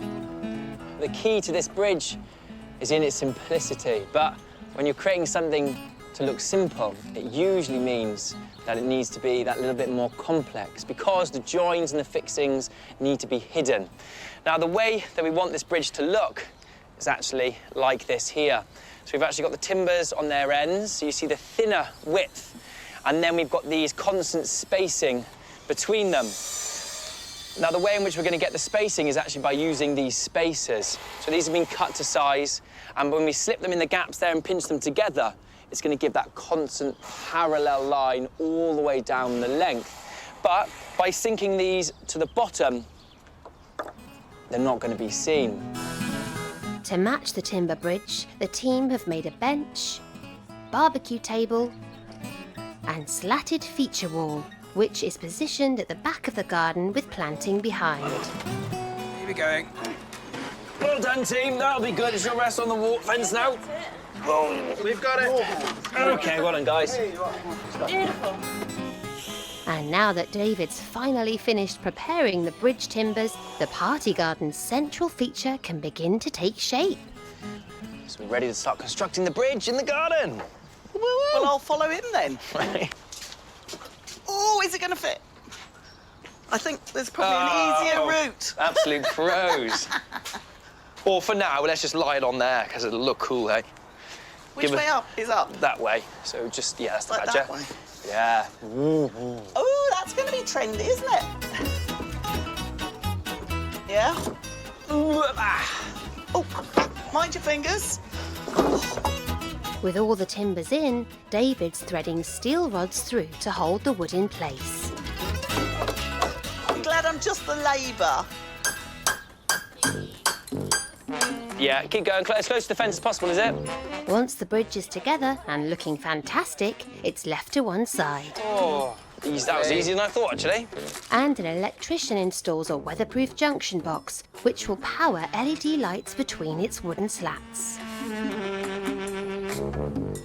And the team move on to bringing in easy-to-care-for bamboo. Hello. Perfect. Now, bamboos are wonderful things, but you need to make sure you get the right one for the right place. But if you are worried about growing bamboos and you want to be really safe, then the one you want to go for, or the group you want to go for, are the clump-forming ones, like this one over here.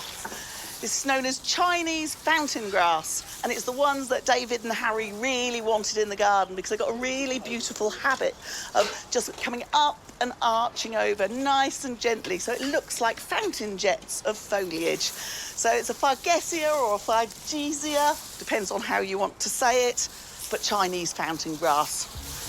Lovely. For Neil and Jack, this garden is more about partying than plants. So Charlie knocks up a novelty beer cooler for them, complete with water mister. But will it work? Now, David and Harry set me up with making a beer cooler that was a bit different. So Wayne's made me this lovely box. I have to say it's gorgeous and I'm going to plant it up.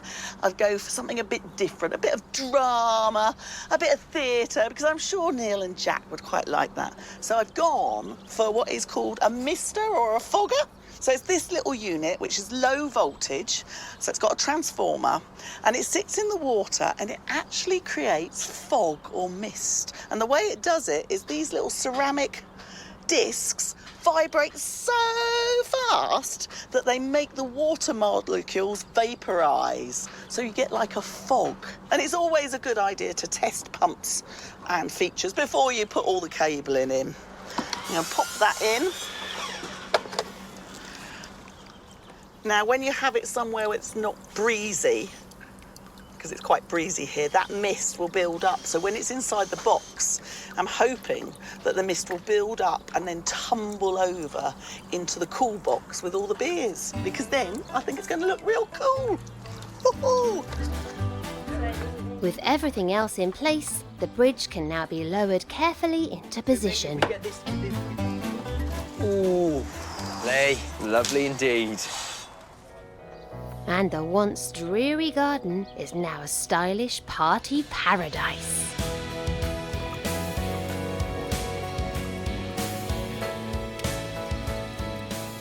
So, 3, 2, 1, open your eyes. Oh my God. Wow, look at that. That is amazing. Thank you so much. That is crazy.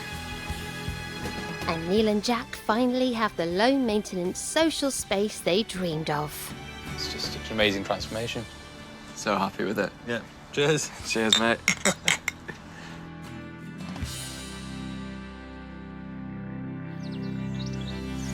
That bridge was really cool, especially with the lights. Bit of a fiddle, but really cool. Yeah, it's quite a nice way just to connect two spaces. And, I mean, for your favourites, good choice. And there was a couple of mine in there. Oh, yeah, we're really happy with them all. But also, don't let it go to your head. We're still going to try and win those pitches. Yeah, it was really nice reminiscing, looking back over those designs and just seeing all the different gardens we've created. You sound like a granddad. Help me up now.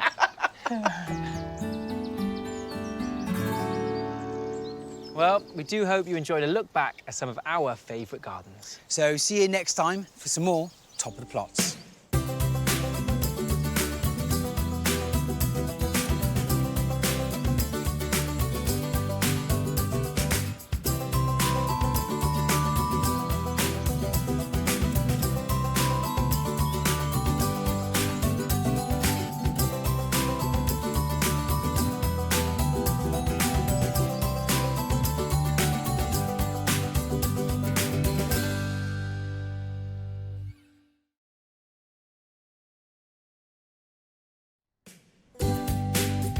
Charlie Dimmock, Boys! the Rich Brothers, and the Garden Rescue Team have a treat in store. Too much entertainment. They have come to the rescue of hundreds of British gardens. Now it's time to look back and pick their favourites. This looks really cool. Fabulous. As they celebrate the very best. I don't like it. Huh? I love it. From extraordinary eco-gardens Thank you so much. to exotic designs. Oh my gosh, no way. Gardens inspired by people. Is this the garden that you dreamed of? It is. Absolutely. Well, I think that's a thumbs up. And places. It's the most beautiful garden I've ever been in. Therapeutic spaces. Wow. And the most extraordinary transformations. It is perfect. Yeah, come on. Welcome to Garden Rescue. Top of the plots. Yep. Watch out. Whee!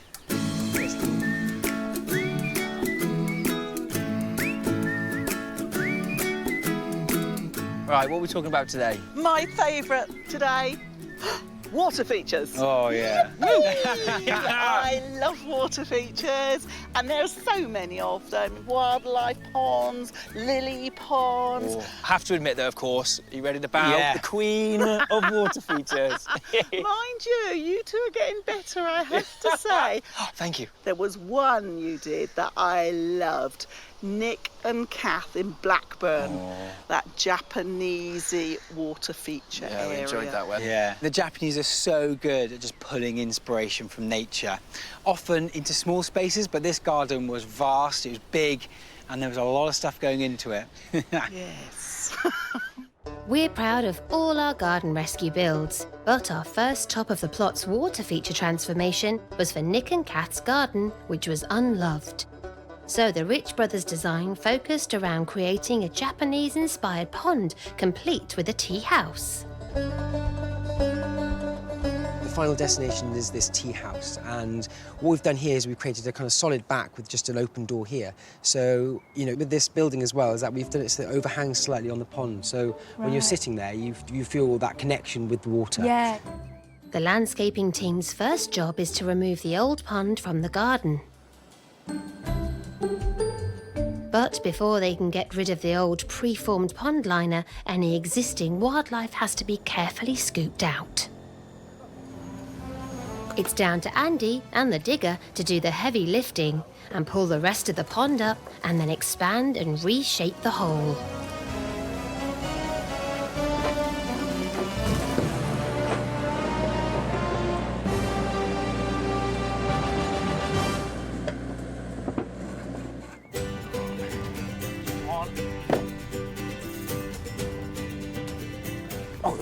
It's not too bad. While Charlie considers the bomb crater that Andy's created, the brothers are getting excited. The boulders that are crucial to their design are on their way. And they're massive. They're amazing. Look at them. Have we got enough garden to fit those rocks You wait till you see them all together. Stunning. Couple on top of each other, be fine. They are bad. amazing. Big old boys, aren't they? They are. Yeah, we just thought it'd be nice actually bring it into the water. So the level of the water will be about up here, which is just beneath the deck. Yeah. And then what we want to do is sink this boulder in so you don't really see the end of it. I think that'd be perfect. It's going to look glorious, isn't it? So this is going to be a really natural pond, isn't it? Yes. It's a good job Andy's got his digger. It's gonna hit the tree though, Andy. Let's go down as soon as possible. That's all right. It's okay. It's only the weeping bits. Whilst the boys play with rocks, Charlie lines the pond. And it's ready to be filled. Gonna put the hose on, but weight it down in the bucket so the bucket will slowly fill up and gently overflow, and hopefully it won't disturb too much of the soil. While David installs a subframe for the tea house, Charlie cracks on with the pond's planting. Normally you'd plant water lilies up in containers like this, baskets. But because we want this to look as natural as possible, I'm going to plant them up in a piece of hessian.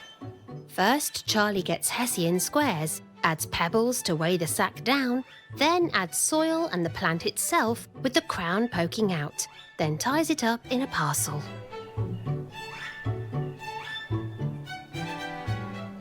And then it's just a case of throwing them in, and they'll sink to the bottom, and then the plants themselves can root down in the soil that we've put on the bottom of the pond. It's then a case of gently placing them in the deepest bit of the pond. And the one last thing I've got to do is put some of the wildlife back in the pond that we saved. All the frogs left, but there's 1 or 2 tadpoles in here.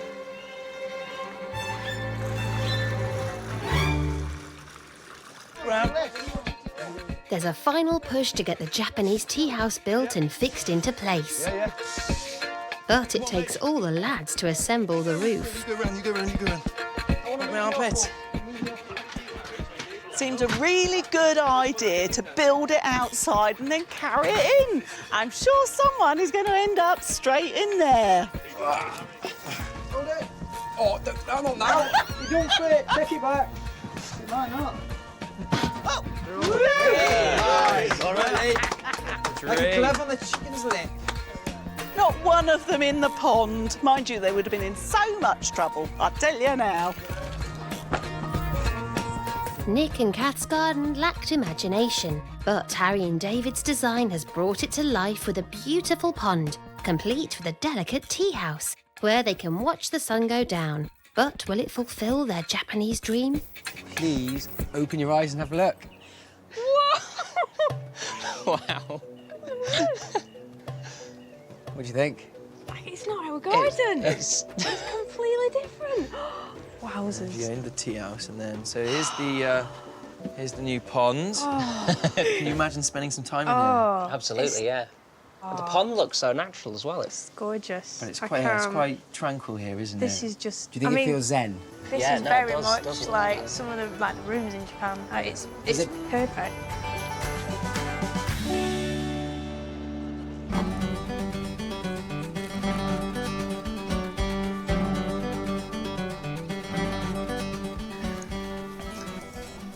Thank you, sir. No worries. That was one of our absolute faves. Loved that garden. Now, if you want to add a touch of exotic to a pond, then this plant here will do just that. So this is Equisetum japonicum, barred horsetail. And as you can see, it's extremely architectural and very exotic. So these tall, firm, hollow uprights that are barred with black, so really striking. And these are great for smaller, shallower ponds. So you want to put these in about 6 inches.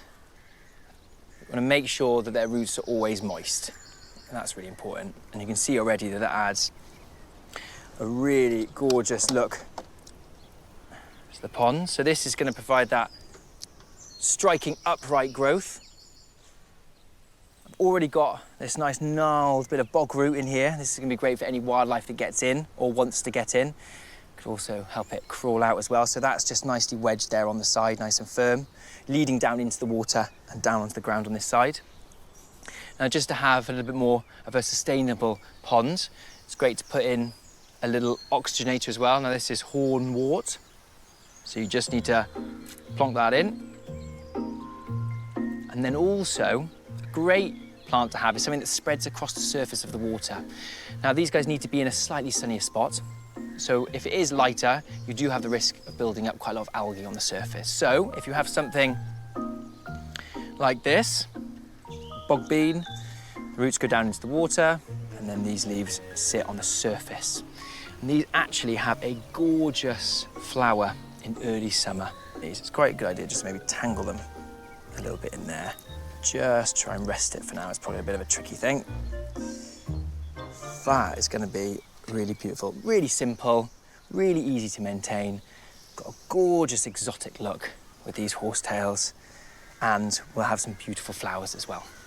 Now, water features are wonderful to look at, but they can be beautiful features in the garden to actually journey across. A great example of this is Charlie's garden in Shoreham for David and John. Now, they actually wanted to have their wedding reception and photos taken in the garden, so we had to make sure it looked great. At 100 feet long, this garden had plenty of space, but it was a little boring for John and David's wedding reception. Charlie's winning design for a contemporary water feature was set to change all that. This section here, which is a shallow pool of water, so I can see your wedding photos there. The team's first job is to mark out where the water feature will go, but there seems to be an issue. We've been waiting this morning for a digger to arrive, and it's not arrived yet, and you know, we just have to get on. Kyle's drawn the short straw. Looks like we're digging it out then. Great. Digging out a large area of garden is difficult enough, but when the soil has been baked hard by the sun, it's nothing short of back-breaking.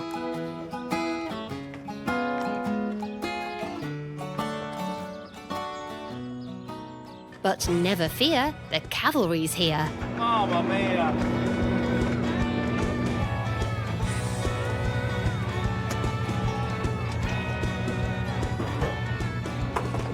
This has made all the difference with the old digger in here. It's a bit quicker. With the pond finally dug, Chris cracks on building its walls with cement and concrete blocks. This could of course be done with bricks instead. That level, Kyle? Bang on, mate. That is determining the water level, isn't it? Yes, water does tend to be Oh, level, hello. doesn't it? So we've got the breeze blocks in, but Yeah. we've got to get those stepping stones in fairly quickly because they've got to walk across it in about I know. 6 hours' time. Yeah, I know. We're battling the time. I know. With time of the essence, the pond gets a layer of sand to protect the liner from any sharp stones. Up and over. Oh, well, that's a really good place to have a post. You can pass if you answer the riddle. Oh, OK. What gets wetter the more that it dries? A towel. Yeah! Come on. God, dear, you geeks. Down. Right, next person. You filled that one up, didn't you? Well, this is handy. Who put the water feature here? Do you know we are making a rod for our own back here? Well, because we're stopping access to the garden, really, Oh, well, aren't yeah, we? absolutely, I know.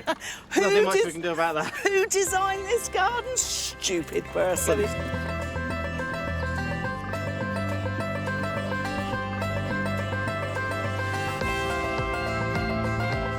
Did you get enough? Well, it came in this size. It only came in this size. I don't believe you. Once the fleece is down, the liner can be put in place, and the team can get on with the next stage of Charlie's design, the stepping stone path. To raise the level of the stones so they appear to float, Kyle's built a platform which he can cement the paving stones onto. Looking good. Got the stepping stones in. Basically now it's a case of trimming the liner up, which Andy's on now, because the stepping stones have got to go off more before we put water in. Then I've got these gorgeous containers, one for each end, that are going to sit on there. I think they look really modern and trendy, just like us. With the planters done, adding a touch of floral elegance, the pond is edged in timber, which needs to be cut to the right length.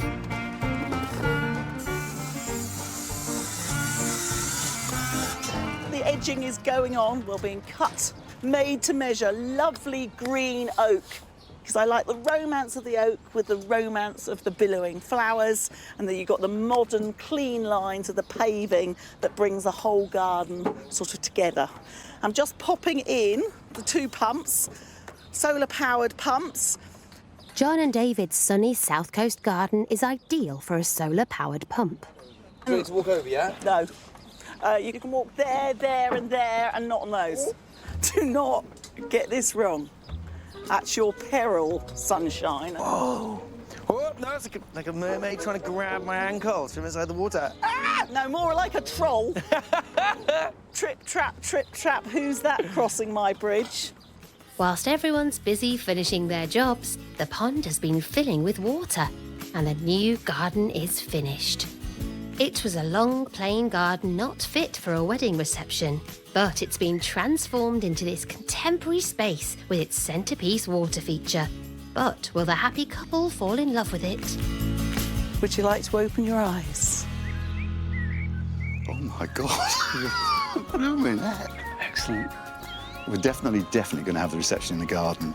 Absolutely gorgeous.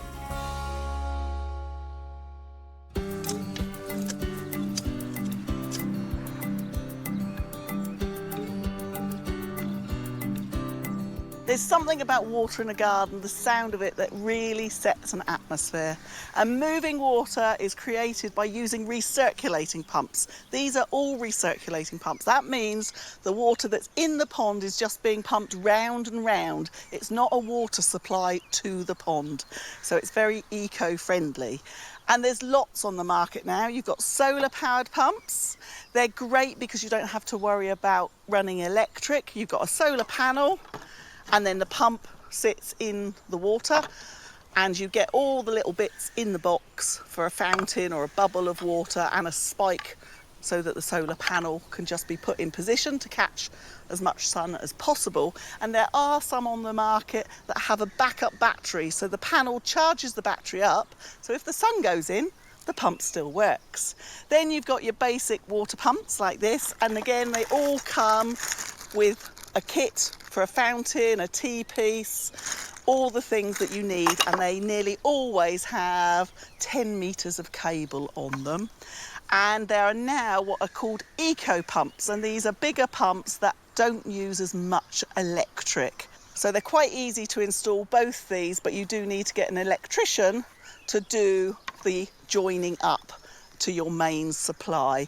One thing I'll say, before you buy the pump, make sure you know exactly what you need, whether you want a pump for a fountain or a waterfall or a filtration system, because the size of the pump will be influenced by what you want to do. So make sure you do your homework first before making a purchase.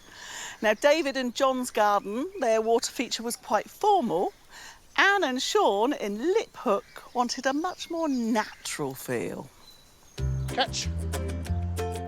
Our next water feature top of the plots was for Anne and Sean's somewhat rough and ready garden, which had remained unchanged for 17 years. The couple wanted a new space for their daughter Joanne to enjoy.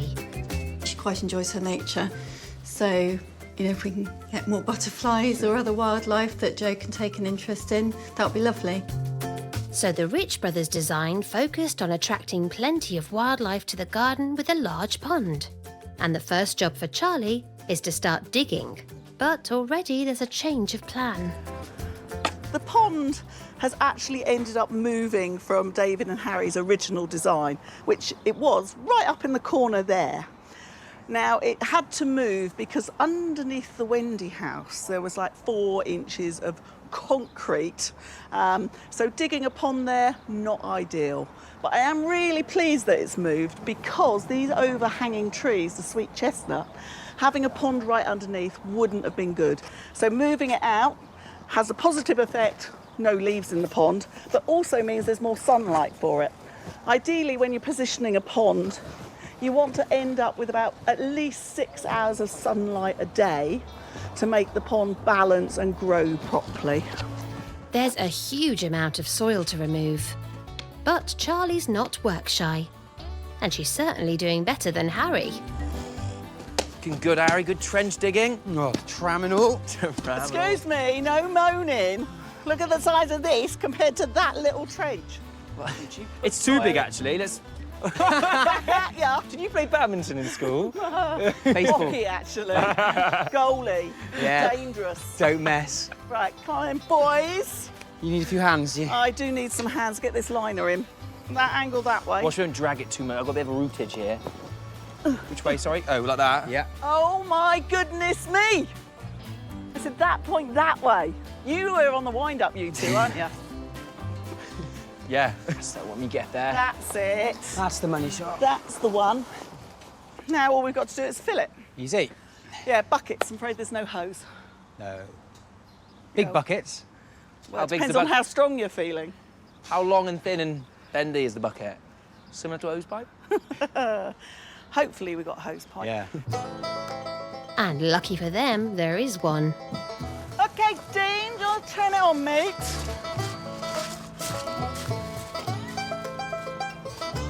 There we go. It's going to take quite a while to fill up, I feel. You want a cup of tea there, Charlie, as well? Yeah, I could just sit and watch it fill up. No, after all that digging I've done. The pond fills up in no time with a little help from Mother Nature. And Charlie makes light work of cutting the liner to shape. The designers may not be able to control the weather, but some things can be pre-arranged. In this case, a ready-made wildflower meadow. It's gorgeous stuff, this meadow turf, boys, I have to say. Oh, you've got a good one there. Yeah, look at those leucanthemums and dianthus. This way, stop wafting it around on the edge of the pond. Just wafting away a fart. Oh, that's nice. It will naturally edge the pond, and we've got, I mean, things like this Lychnis or ragged robin, that is naturally a bog plant. Yeah, that'll thrive here. Achillea. So it's a really lovely way to edge a pond, especially a wildlife pond, because it means that things can get in and out very easily, and it's actually way easier than trying to edge it with stones or paving or something like that. As well as encouraging wildlife, pre-grown meadow turf is a great way to inject instant colour, just what Anne and Sean are after to brighten up their garden. You can already see things like this oxeye daisy, they're really brightening up this back corner. And things like this are going to be flowering from spring to autumn, so it's going to provide your garden with loads of interest for very low maintenance. The pond's surrounded by meadow turf, but it needs planting out too. When it comes to planting up a pond, whether it's just a wildlife pond or whether it's an ornamental pond, there's 3 key groups of plants. You have ones that lay on the surface of the water, so water lilies normally, which cut the sunlight out, so help keep the water clear. Oxygenators that aren't overly beautiful but do a really good job in the pond by putting oxygen in, but also they use up lots of nutrients, so help keep it clear. And then you've got what are called the emergent or the marginal plants. So they sit in the water, but their foliage comes up and out of the water. This is what is most people call bulrushes, but they're not really. They're greater reed mace. Now, the thing about them is they're really vigorous and will swamp a pond this size. So I'm going to contain them a bit like you would if you're planting mint in the garden. So by putting these in a solid pot, it's going to stop the runners from coming out and taking over the pond. I've just got a bit of garden soil and we're going to jam those in there. Squishy, squishy. And then put a good layer of gravel on the top. With the incredible pond complete and some final planting done, the team have finished. It was an uninspiring garden, but the Rich brothers have now created a versatile space with a water feature for not only the wildlife, but Anne, Sean and Joanne to enjoy. Open your eyes on. 1, 2, 3. Wow. Oh my goodness! What do you reckon, Joe? You know what? I don't like it. Huh? I love it. Oh, thank goodness for that. Crikey, give us a scare.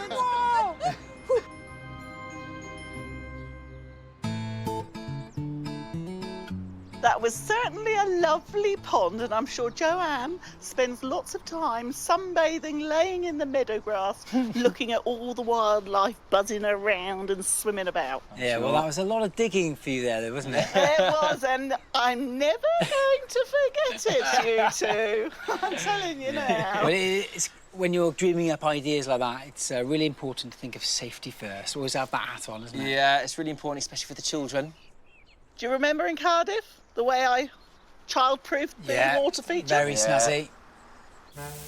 It was a contemporary pond for a couple who had young children, so it had to not only look good, but also, more importantly, be safe.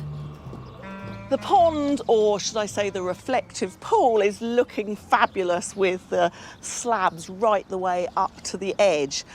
But one thing that we do have to consider is Nadine and Steve have got 2 very, very young children. So to make it safe for them, we've got this grid system, which is great. It slots together and you can adjust the depth of it because these slide into here and you cut the pipe to the depth that you want. So what you're aiming for is 1 nail's depth of water above the grid, so it makes it safe for the children, but you can't see it and you've still got your reflective pool of water.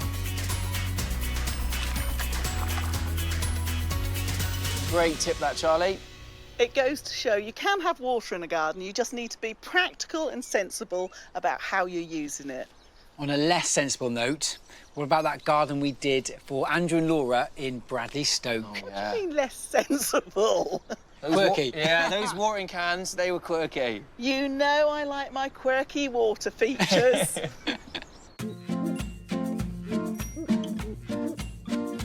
Andrew and Laura's front garden was an overgrown jungle. So Charlie's daring design featured a raised bed containing a pond and bog garden with an unconventional use for some watering cans. Thinking about all the water that you're wasting off your roof, you've got a downpipe from the roof here, from the gutter. So I want to use some watering cans that will be on posts. So one will roll into one, into the next, and into the pond. So when it rains, you'll see the water run down. Lovely. With the garden cleared of foliage, the team begin building the frame for the raised bed. We've chosen to use scaffold boards to build this raised pond, nature pond. Carl's doing all these interesting angle cuts, which are always quite challenging. But he's keeping his hair on, isn't he, Carl? Just about. Just about. But it's Andy who needs to keep his hair on, as the boss is about to rock the boat. And I'm now going to go and upset Andy, because I want to move the main feature. This lovely raised bed, lovely shape, but... There we go. Because I'm thinking that space up there is sort of a dead area, so I'm thinking that we hoik this that way a bit, bring the stumpery this way, and maybe put the seat on this side. Do you know what we did, Charlie? What did you do? We built it so that we could move it, because we knew that you would. You're going to have to help us, it's quite heavy. Oh, is it? Yeah. What? Boys, we need your muscles. Oh, no. Oh! Many hands. Watch the edge, watch the edge. The edge of what? To me, to you. Good. That's parallel perfectly with the slabs. Anyone would think someone designed it so it would match. It's the paving, Charlie. Oh, danger. Right, that's looking good. So if we get sand in the bottom, so basically the middle section is going to be mini pond and bog garden. Yeah. The other end's pretty planting. Yeah, OK. The base is filled with sand to get rid of any sharp edges. Are we tipping it? Yes, tipping it. I thought you were putting it. Sort of spread that about. And then I'll go and get the liner, which I've got warming up on top of the car. If you warm it up, it goes nice and stretchy. And the liner is fitted to create a seal to contain the bog garden. It will be filled with water-loving plants. As such, the ground needs to be kept wet. Oh, yes! Lovely. Yes, yes, yes, yes, yes, yes, yes, yes. Charlie is using a black bin to create the pond, which, when fed by the cascading watering cans, will keep the surrounding soil moist. So you fill it up? Right, just need to fill it up. Hose, You get the hose. Don't point that at me. You did that on purpose. No, I didn't. Would I do something like that? I don't know. It's a fun day, isn't it? Got to remember. I'll remember it's filling up. As the pond fills, Harry tops up the bed with soil and the construction of the 2 trough planters gets underway. These will create a backdrop and act as shelves to grow a variety of plants. But with Charlie's exacting standards, positioning them is no easy task. Right, Charlie. Where are you going? Right, let's do the bottom one first. How much have you got hanging over that way? I can't see, Chris, your beautiful body. It's my tummy, this kid. Can you take it towards Chris a little, putty-pur? And about Chris's, height, so level will be a wonderful thing. So bossy. That looks pretty good to me. So can I actually, not being funny, can I actually see it now? That looks lovely. Nice. Quickly, let's put it in. Throw it in before she changes her mind. Having pleased the boss, Harry fills the planters with soil. And it's time for Charlie to get to grips with her pièce de résistance, the water feature. So the concept is, we've got a down pipe there, around the corner, which comes off the roof. And it's going to fill up one watering can and run into the next watering can, to run into the next watering, to run into the next watering can. So they'll sit like that. So if Laura wants to water, she's got a pre-filled watering can and off she goes, waters, and then pops it back, ready for the next downpour of rain. So much prettier than a water butt. Each watering can will need to be positioned precisely for the water to cascade into the one below. That one's there then. That work all right? We're soon going to find out, aren't we? Where's the hose? Right. For you. Right, that's fine. We can always play with that one. Right. Next. Ideal. Shall I move it around a bit like that? No, I quite like it like that. Like that. It looks great. Looks all right, doesn't it? I like it. I really like it. I like the gold. It's beautiful. With the watering cans in place, Charlie cracks on with the planting. People think when you're trying to attract wildlife into the garden that you've got to have all natives. Natives are great, but the problem is a lot of natives are really vigorous and need a lot of space, and this is a tiny garden. So we've chosen natives that are maybe a little bit more calm. So things like lythrum, foxgloves, they're not going to take over. They will self-seed in this bog garden area, but then we've mixed it in with some fun plants. Who can't like that? Juncus effusus spiralis, spiral reed. Look at that, and it just naturally grows like that. Looks fabulous. What you will find is over time, it starts growing just straight ones. If you want to get the curl back, the best thing to do is lift it, divide it, and then you'll get the spirals back. After some final planting, the garden's finished. Andrew and Laura's front garden was an overgrown mess, but it's been transformed into a wildlife-friendly paradise, complete with its unusual watering can feature. But what will the couple think? Would you like to open your eyes? Oh my goodness! It's Wowzer. amazing! I'm not sure I should say it, Charlie, but it's so much nicer than I was expecting. Have you been talking to the boys? Well, that water feature certainly turned out quite bespoke with the watering cans, and it's quite easy to do yourself. You just need to think about what you could use on the top of the water feature for the water to flow out of. So you've basically got a reservoir with your pump in it, and then you'll have a piece of hose that sticks onto the pump and then runs to whatever feature you want. You could use something like roofing tiles, where the water runs down and you can have several linked together. You could even use a teapot like this where you drill it and the water will come out, a bit like the watering cans. Just bear in mind when you drill ceramics, you want to use a nice sharp tile drill, and it's definitely worth putting on a piece of insulating tape before you start drilling so that the drill bit doesn't slip. I mean, you can get these at the charity shop, quite cheap and cheerful. So definitely worth a go, makes it quite quirky. Or if you're feeling arty, how about using some lead, cutting some leaves? It's nice and malleable, so it's easy to sort of position. Or just a beautiful bit of bogwood drilled with the water bubbling over. Very natural effect. So a bit wacky, a bit different, which is always fun, and we've always had lots of fun with our water features. Especially the boys. And now's the time to avert your eyes if you don't want to see the Rich brothers in a hot tub back in Hucknall. Now, boys, I think you've done a really sterling job today. You've worked ever so hard, so I've got a little present for you both. Oh, gosh, what is it? How did you know it's my favourite colour? Swimmies. Why So did you you get can extra get- large, Charlie? I'm more of a You small. said you were going in. I actually really like these. Well, get in there, boy. All right, fair enough. Give UK me 5 extra seconds. small, you knew, didn't you? Pegs. Assume start position and jump. You won't be laughing that much when you're in. I can smell the lavender. I feel private with the bushes. I'm overthinking about the cold. Well done. Just to let you know, although it is a hot tub, we only filled it up this afternoon, so it's a cold tub. Oh, did ya?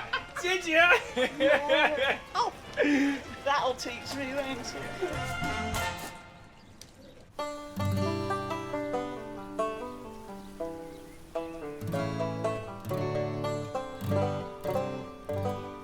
I knew you loved those shorts way more than you said. Ah, the truth is out.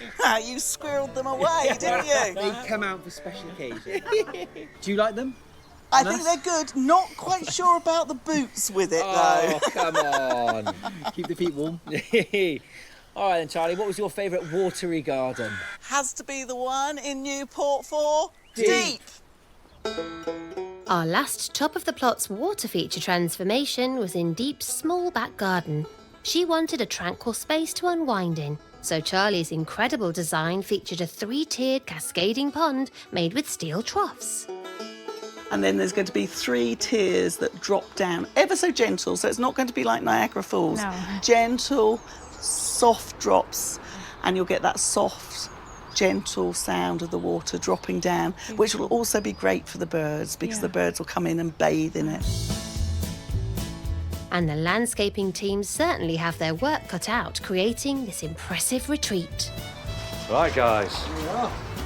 This is all about the water feature by the look of it. Yeah. We've got a lot of digging out to do. Hope you've had a good breakfast. I saw him. This is my secret weapon, what I've brought today. Look at these guns here, look. He's the brawn. Yeah, and are you the brains? No. Well, Shall we get on with it? Yeah, let's do it. Right. First job is to cut into the patio to create a base for the start of the waterfall. And the boys need to check the steel troughs will fit. Let's see if we've cut this right. Let's see if you've cut this right. Oh! Oh, like a glove on a chicken's leg. Oh, that looks pretty ace, mate. Charlie's chosen natural stone to surround the water feature. And it'll need to be carefully placed to achieve the right look. So it's flush to that, and then you see that edge like that, rather than it going like that. So you keep that nice, straight line. Charlie's commissioned these lovely stainless steel troughs that we've had made up in Derbyshire. They're very expensive. They've taken quite a lot of the budget up, but they're going to have such a massive impact in the garden. Now, if we get it right, the dry stone and the crisp stainless steel should look fantastic together. But as the team construct a stone base for the troughs and bed in a hose pipe to supply water, they encounter a problem. Measure the total. It's only 370. So you got like you're going to have 240 water, aren't you? Yeah, that's shallow. If they're going to fit in a waterfall cascading into the pond, they're going to have to dig deeper. We might have to get picking, mate.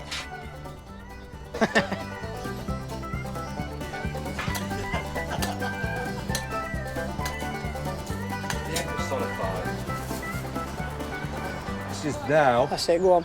the new improved pond. It's not only getting smaller. Can't get any much smaller. We've dug it deeper. Right. Finally, happy with the depth, the troughs are bedded into position and the pool liner can be fitted. It's not bad, is it? And Charlie's happy with the progress too. We got this very modern feel to it, but then once we progress into the garden, it goes into the more oldie worldy. So we're using this gorgeous golden dry stone walling round it to soften the edges, and then come round here and we're going to create a lovely little meditation zone because it's quite enclosed with the planting as it is. She's got the pool of water, the sun rises up over there into the east, a nice bench, somewhere just to come and sit and relax. Andy's busy on the water feature, but first things first. So Andy, I guess you want me to do something about that bay tree? Yeah, Charlie, if you could do your magic on it. Yeah, it's right in the way for you, so that's my first job. With Charlie busy pruning the big bay tree, Andy has finished positioning the pond liner and it's ready for water. Right, I think while my pond fills up, I might go and paint the shed. Do you know how a paintbrush works? Well, there's a first time for everything. Oh my. I am getting a few leaves in there, but I'll get David or Harry to get in there and scoop them out.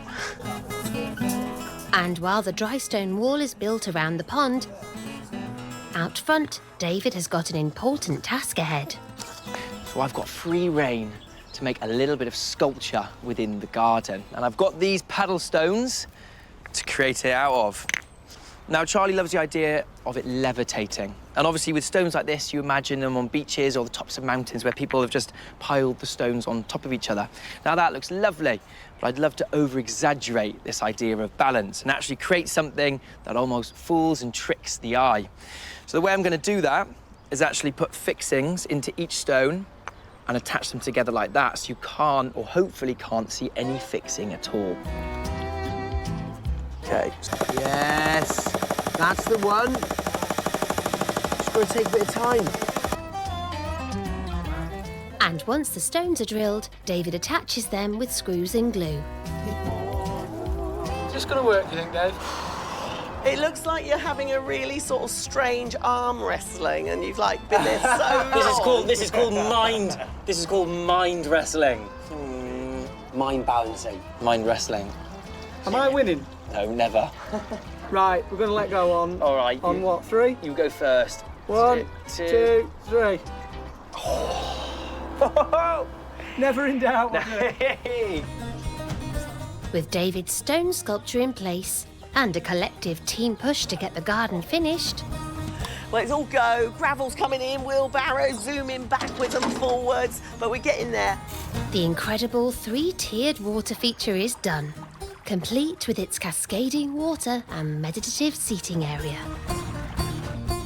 Deep's small garden was rather uninspiring, but it's been transformed into a calming place to relax in. Time for its grand unveiling. Open your eyes. Okay. Oh my God, what have you done this? This is really nice. Wow, this is amazing. Wow, this is beautiful, really beautiful. How do you feel about the sound of the water? I really love it.